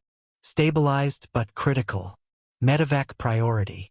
Emma nodded, then turned as a soldier approached with a radio handset. "Lieutenant Novak? Transmission for you from Major Wilson." Emma took the handset. "This is Novak." "Lieutenant," Wilson's voice crackled through static. "Your tank is one of the few armored assets still fully operational. We need you to secure the southern evacuation route while we regroup. The enemy appears to be moving to cut off our exit." "Understood, sir. Moving now." As they returned to their tank, Williams called Emma's attention to a new radio intercept. "Lieutenant, I'm picking up enemy communications. They're speaking Russian, but using NATO encryption protocols." "How is that possible?" "Unknown, but they seem to know our frequencies and codes." "Wait." Williams pressed her headset closer. "They're discussing a primary objective in grid sector Kilo 5. Emma checked her map. Kilo 5 was away from the main encampment in a section designated for experimental weapons testing during the exercise. "They're not here for a random attack," she realized. "They're after something specific." As dawn approached, the tactical situation clarified. The enemy force, now estimated at company strength with mechanized support, had executed a precisely targeted raid with 3 objectives: disrupt command and control, immobilize armored response, and secure whatever was located in Sector Kilo 5. Emma's improvised tank, with its analog systems and determined crew, had become an unexpected complication in their otherwise meticulous plan. "They didn't account for us," Ortiz observed as they moved to secure the evacuation route. "No reason they should have," Emma replied. "On paper, we're a museum piece with no combat value."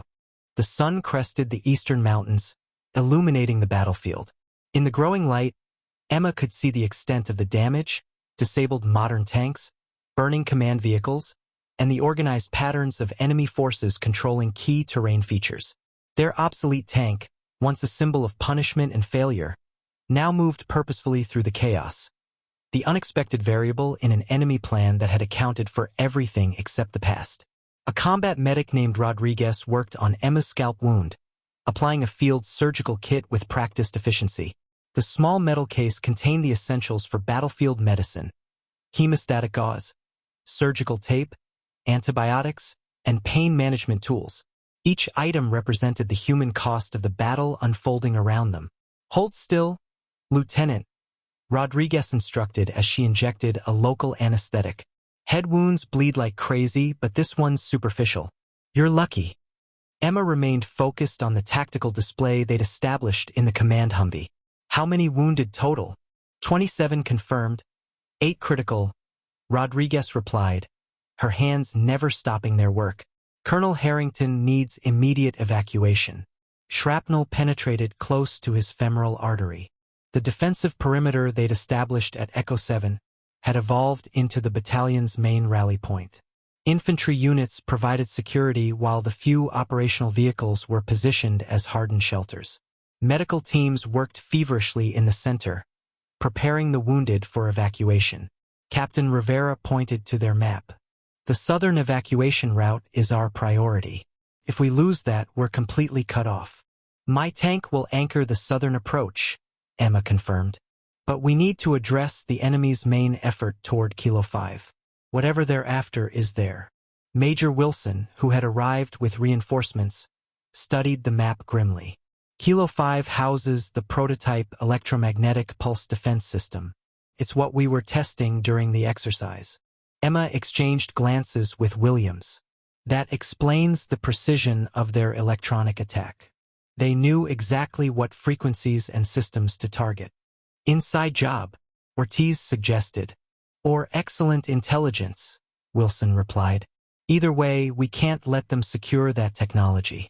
The system is designed to protect against EMP attacks, but could be reversed to create targeted electromagnetic weapons. Emma considered their options. The main force was still recovering, with modern tanks gradually regaining functionality as their systems reset. The enemy held dominant terrain with well-placed heavy weapons. And time was against them, both for the wounded requiring evacuation and for preventing the enemy from securing their objective. We need a coordinated response, she said finally. 3 elements: security for the wounded, containment of enemy forces, and a strike team to secure or destroy the prototype at Kilo 5. Wilson nodded agreement. Lieutenant Chun from 2nd Platoon has 3 operational Bradleys. They can secure the evacuation route. Captain Rivera's infantry can maintain this perimeter. That leaves us, Emma finished. Lazarus can lead a strike element to Kilo 5. With what support? Rivera asked. Most armor is still rebooting. Emma studied the map. The approach to Kilo 5 through the main valley is exposed to enemy observation. But there's an alternate route through this ravine system. She traced a path through tightly spaced contour lines. Too narrow for modern tanks, but the M60's narrower hull might make it. That's extreme terrain, Wilson cautioned. 40-degree slopes in places. The M60 was designed for European mountain warfare, Emma reminded him. It can handle steeper gradients than the Abrams, especially without their electronics limiting torque for component protection. As they finalized the plan, the enemy launched another attack on their perimeter.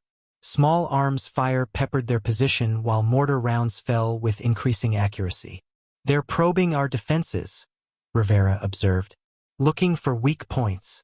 Emma returned to her tank, finding her crew already preparing for movement.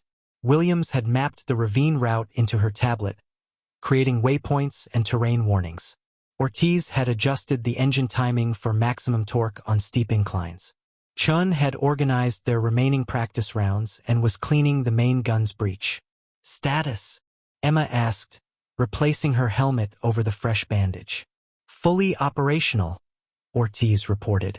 I've bypassed the transmission governor. We'll have more power for the steep sections, but at increased risk of mechanical failure.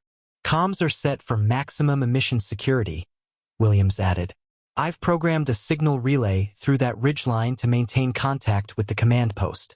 Emma nodded approval. Our mission has changed. We're not just surviving now, we're counterattacking. A tremendous explosion rocked the northern perimeter. Through binoculars, Emma saw enemy forces maneuvering to exploit the breach, bringing armored vehicles into position. They're committing their reserves, Wilson noted. This is their main effort. Which means Kilo 5 is likely more lightly defended, Emma concluded. They think we're too busy here to address their primary objective. As they prepared to move out, Emma noticed a disabled M1A3 Abrams nearby. His crew worked frantically to restart systems with limited success. Lieutenant Thomas, she called to its commander. What's your status? The frustrated officer looked up from an access panel. Drive systems are responding, but weapons and targeting remain offline. Electronic warfare damage. We're moving to Kilo 5 through the East Ravine. Could use your support if you get mobile. Thomas looked skeptical. The ravine system? That's not passable for armor. It is for us, Emma replied, patting Lazarus's scarred hull. Sometimes being obsolete has advantages. As they departed the perimeter, towing a disabled vehicle to create an opening in the defensive line, Emma felt the weight of their mission. They were undermanned, outgunned, and heading directly toward enemy territory in a tank held together with improvised repairs and sheer determination. Yet as Lazarus's tracks dug into the rough terrain, gaining surprising traction on the steep initial slope, she felt a strange confidence. This wasn't the mission they had trained for, but in many ways, it was the challenge they had been unwittingly preparing to meet. Modern warfare emphasized technological superiority and networked systems. But when those systems failed, success reverted to the fundamentals that had defined armored warfare since its inception. Crew cohesion, tactical awareness, and the ability to function independently when command structures collapsed. In that environment, their resurrected tank, with its mechanical reliability and crew of innovative misfits, might just be the perfect weapon for an impossible task.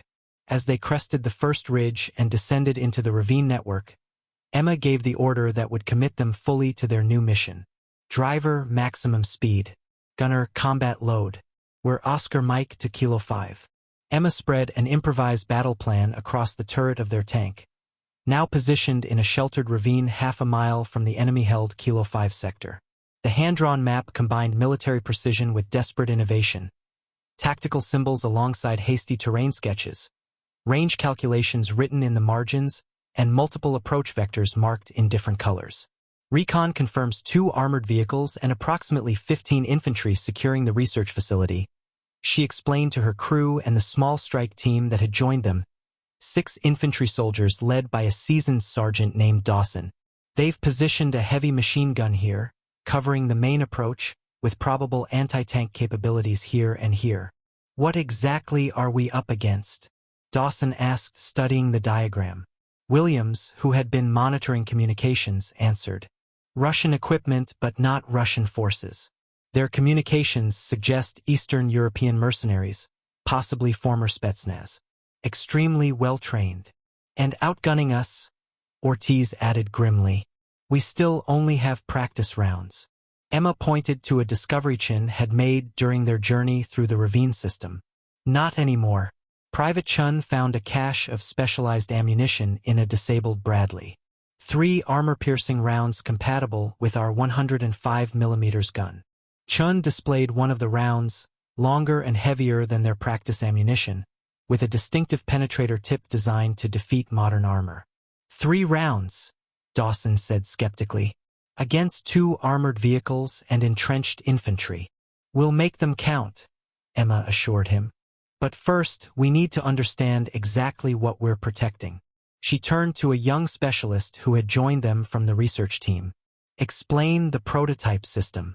The specialist, a nervous engineer named Park, pointed to the facility on their map. The electromagnetic resilience system is designed to harden our electronic networks against EMP attacks. It creates a protective field that can shield sensitive equipment from electromagnetic pulses. But it can be reversed, Williams guessed. Park nodded. Theoretically, yes. With modifications, it could become an offensive weapon capable of targeted electronic disruption. Exactly what they used against us, but more focused and powerful. That's why they hit us during the electronic warfare exercise, Emma realized. Perfect cover for testing their prototype version against our systems. And now they want the finished product, Ortiz concluded. Emma studied the terrain surrounding the facility. The main approach was a gentle slope with minimal cover, a killing zone for defenders. But the eastern face backed against a rocky cliff that the enemy had apparently deemed unassailable.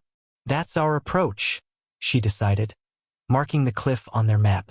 The tank can't make it, but Sergeant Dawson's team can scale that cliff face to attack from the rear while we create a diversion from the south ravine. That cliff is a 60-degree grade in places, Dawson warned, though Emma noted he was already calculating handholds and routes. Which is why they're not defending it, she replied. Once in position, you target their heavy weapons and create an opening for our assault. And then, Emma traced their planned advance. We'll approach from the south ravine, using the terrain for cover until the last possible moment. When you engage, we'll break cover and attack their armored vehicles. With 3 rounds, Ortiz reminded her. 1 for each vehicle and 1 for contingency, Emma confirmed. We'll need perfect shots. Williams studied the improvised targeting system she'd created. At what range? 600 meters maximum, Emma calculated. Any closer and we lose our terrain advantage.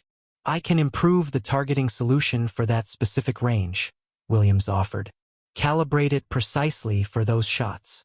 As the infantry prepared for their climb, Emma gathered her crew for final preparations. The gravity of their mission settled over them. They were attacking a superior force with minimal support to prevent advanced technology from falling into enemy hands. Questions? She asked. Chun raised his hand hesitantly. Lieutenant, What are our odds? Emma considered the honest answer but opted for something her grandfather might have said. Better than they think, not as good as we'd like. Ortiz made final adjustments to the engine, bypassing safety limiters to gain maximum performance at the cost of potential mechanical failure. The transmission won't take sustained abuse, he warned. We'll have maybe 10 minutes of hard maneuvering before something gives. 10 minutes will have to be enough, Emma replied. Williams had modified her tablet targeting system, stripping away unnecessary functions to focus entirely on the specific calculations needed for their planned shots. I've maximized accuracy for the exact range and ammunition type, she reported. But we'll have minimal adjustment capability if conditions change. As dusk approached, providing cover for their final approach, Emma received confirmation that Dawson's team had reached their position near the cliff face. The facility below showed the enemy continuing their work, apparently unaware of the impending attack. Colonel Harrington's voice came unexpectedly over their radio, weak but clear from the command post where he was awaiting evacuation. Lieutenant Novak, he began, his usual commanding tone tempered by pain. Major Wilson has briefed me on your plan. Emma braced for countermanding orders or criticism of her improvised strategy. Instead, Harrington continued, it's unorthodox and high risk. It's also our best option given the circumstances. A pause, then, your resourcefulness appears to be an asset in this situation. Thank you, sir, Emma replied, surprised by what amounted to a compliment from the by-the-book commander. One modification to your plan, Harrington added. If you cannot secure the prototype, you must destroy it. Cannot allow capture under any circumstances. Authorization code Delta Echo 793. That will enable the facility's self-destruct sequence. Understood, sir. As darkness fell completely, Emma gathered her crew for a final moment before they moved into position. This isn't what any of us signed up for 2 weeks ago, she acknowledged. We were outcasts assigned a punishment detail. Now we're the best hope for preventing advanced weapons technology from falling into enemy hands. Ortiz nodded grimly. From the scrap heap to the spearhead. Whatever happens, Emma continued, I want you to know that what we've accomplished, bringing this tank back to life, making it combat effective against all odds, has been the most remarkable achievement of my career. Chan, the youngest and usually most talkative, remained uncharacteristically silent, the weight of the coming battle evident in his expression. Private, Emma prompted. Just thinking about how nobody believed in this tank, he said quietly. Or in us. And now we show them exactly what this broken tank can do, Williams finished for him. Emma checked her watch. 20 minutes until Dawson's team would initiate their attack. Mount up, she ordered. Let's make history. As they climbed aboard Lazarus for what might be their final mission, Emma found herself touching the scarred turret with something like affection. The tank that had been meant as her career's dead end had instead become its defining moment. Now they just had to survive long enough to tell the story. The single armor-piercing shell gleamed in the red glow of the tank's interior lights as Chun loaded it into the breech. Unlike the practice rounds with their inert cores, this shell contained a depleted uranium penetrator capable of punching through modern armor, their one real chance against the enemy's command vehicle. Chen's hands moved with reverent precision, understanding that this moment represented everything they had worked toward. Round loaded, he reported, his voice steady despite the tension. Dawn was still an hour away as Lazarus crept forward through the narrow ravine, its engine muffled to reduce detection. The rocky walls rose sharply on either side, barely wide enough for the tank's hull, impassable for the wider Abrams but navigable for the slimmer M60. Every few meters, Ortiz had to make minute steering corrections to avoid scraping the tracks against stone. 300 meters to exit point, Williams whispered, monitoring their position on her tablet. Emma studied the night vision view through her commander's scope. The ravine would open into a small depression that offered their last cover before the final approach. Beyond that lay 200 meters of open ground to the facility where the enemy had established their command post. Status check, she ordered quietly. Drive train at maximum torque setting, Ortiz reported. Transmission temperature elevated but manageable. Targeting system calibrated for first target, Williams confirmed. Solution locked for command vehicle at coordinates Hotel 2. Main gun loaded and ready, Chen added. Hydraulic pressure nominal. Emma checked her watch. Sergeant Dawson's team should be in position now. 60 seconds to their attack. Then we move. The seconds ticked by in tense silence. Then, precisely on schedule, muzzle flashes erupted from the cliff face overlooking the facility as Dawson's team opened fire on the enemy positions. The element of surprise was total. The mercenaries had left the impassable cliff unwatched, allowing the infantry to establish perfect firing positions above them. "That's our cue," Emma ordered. "Driver, full throttle. Gunner, track primary target." Lazarus surged forward with a roar, the engine straining as Ortiz pushed it beyond designed limits. The tank burst from the ravine into the open, its unexpected appearance adding to the chaos of Dawson's attack. The enemy recovered quickly. Automatic weapons fire peppered the tank's hull, ricocheting harmlessly off the armor. A more worrying sound followed, the distinctive thump of an anti-tank weapon being prepared. "RPG 3 o'clock," Emma called. Ortiz swerved, the tank lurching violently just as the rocket streaked past, exploding against the ravine wall behind them. "Range to primary target?" Emma demanded. 800 meters and closing, Williams reported, her face illuminated by the tablet's glow as she tracked their approach. Ballistic solution updating. The enemy command vehicle, a modern armored personnel carrier bristling with communications equipment, began moving, its crew recognizing the threat. A second armored vehicle provided covering fire, its heavy machine gun sending tracers arcing toward Lazarus. "They're attempting to relocate the prototype," Williams warned, intercepting enemy communications. "Secondary vehicle is loading equipment now." Emma made a split-second decision. Change of plans. Target the secondary vehicle first. They have the prototype. Williams swiftly recalculated. New solution ready. Range 720 meters. Too far for optimal penetration, Emma noted. Close to 600 before firing. Ortiz pushed the engine harder, the transmission whining in protest as they accelerated across the broken terrain. Enemy fire intensified, rounds pinging off the turret and hull. 650, Williams counted down.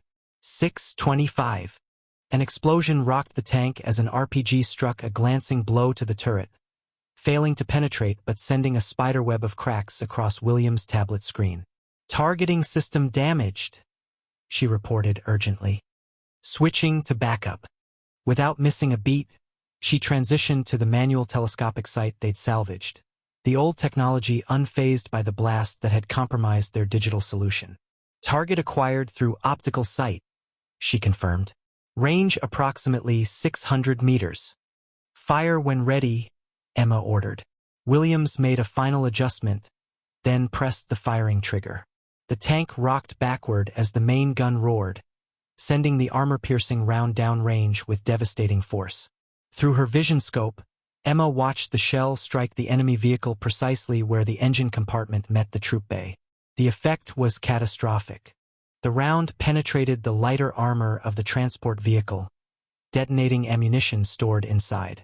The resulting explosion tore the vehicle apart, sending debris and bodies flying.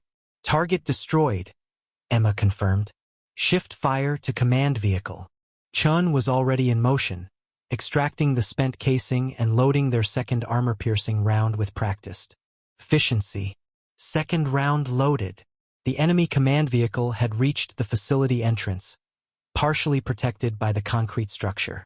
Their firing angle was deteriorating by the second. "We need to reposition," Emma decided. "Driver, move to firing position Bravo." Ortiz swung the tank hard left, using a small rise for momentary cover as they changed position.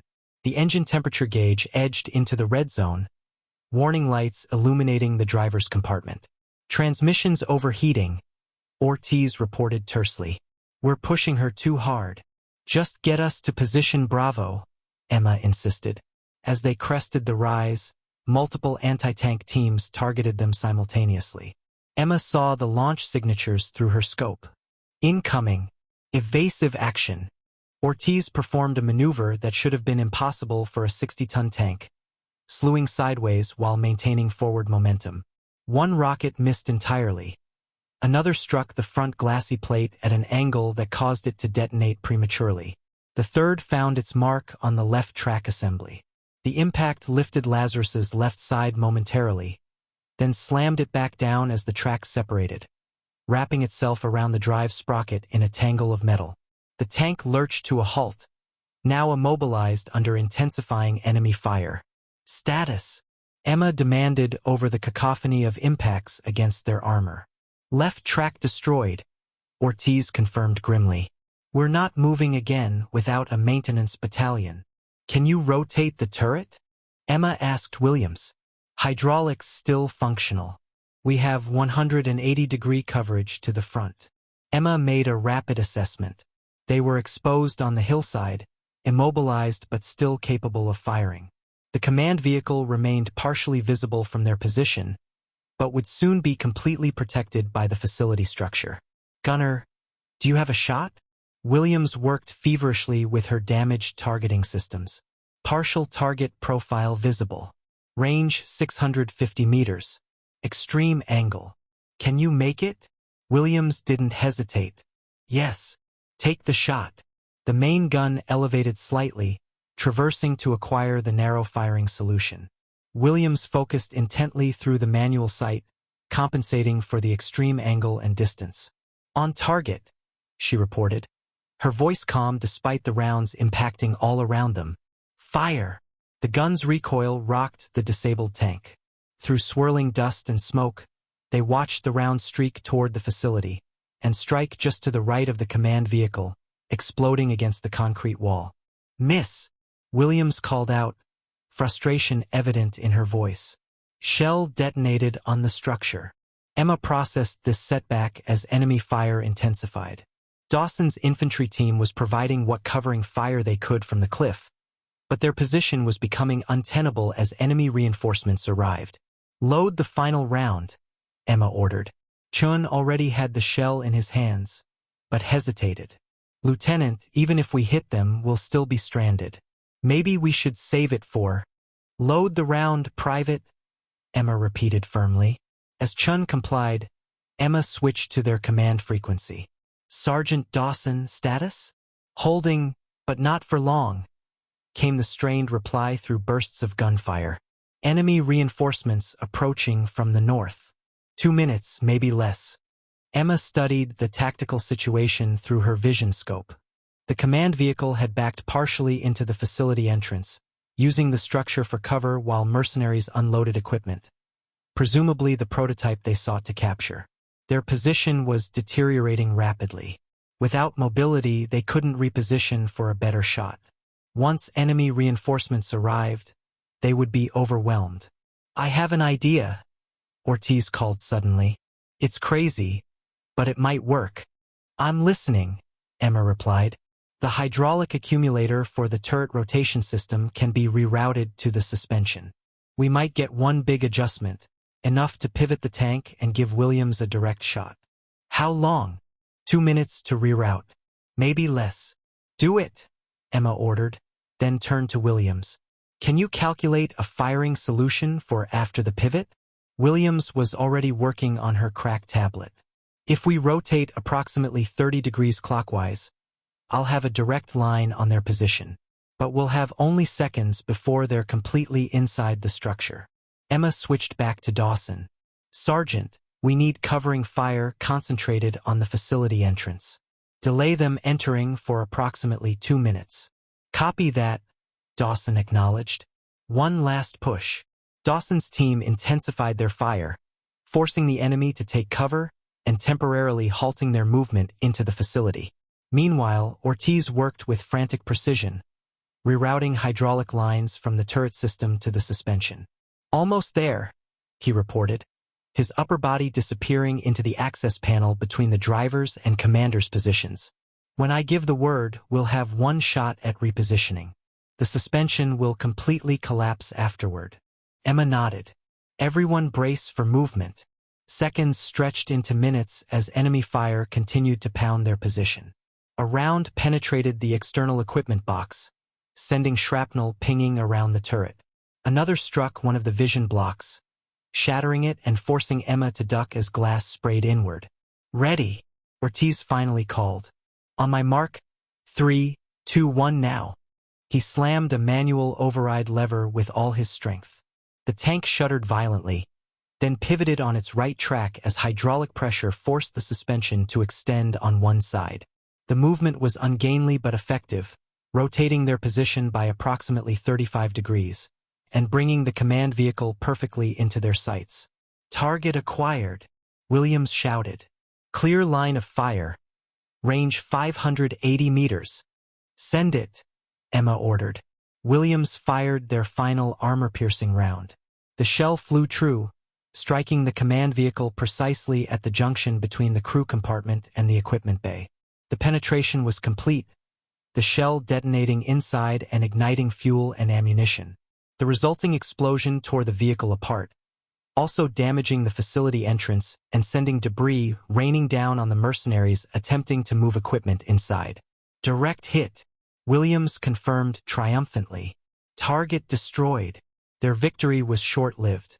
With hydraulic pressure now completely depleted, the tank suspension collapsed on the left side, sending them lurching at a precarious angle. Worse, enemy reinforcements had arrived at the northern perimeter, bringing additional armored vehicles and heavy weapons. "We've stopped them temporarily," Emma assessed, "but they'll regroup and secure the facility within minutes." She made a difficult decision. "We need to destroy the prototype. Transmit the self-destruct authorization." Williams entered Colonel Harrington's code into their communication system, directing it to the facility's security protocols. For several tense seconds, nothing happened. Then a series of controlled explosions erupted within the research building, followed by a larger blast that collapsed the entire structure.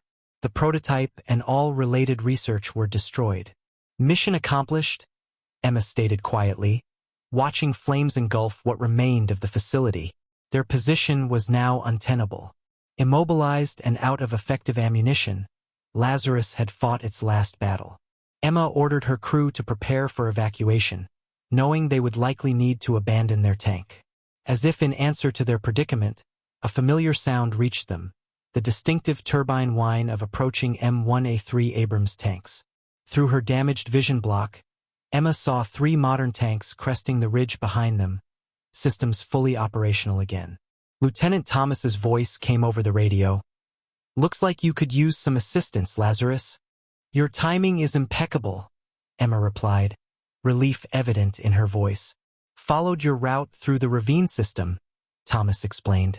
"Never would have thought it was passable for armor." "Ingenious." As the Abrams tanks engaged the remaining enemy forces, forcing them into retreat, Emma took a moment to survey their battered tank. Lazarus had given everything, pushed far beyond its design limits, damaged beyond field repair, but ultimately triumphant. The obsolete tank, assigned as punishment and expected to fail, had instead become the linchpin in preventing a devastating technology theft.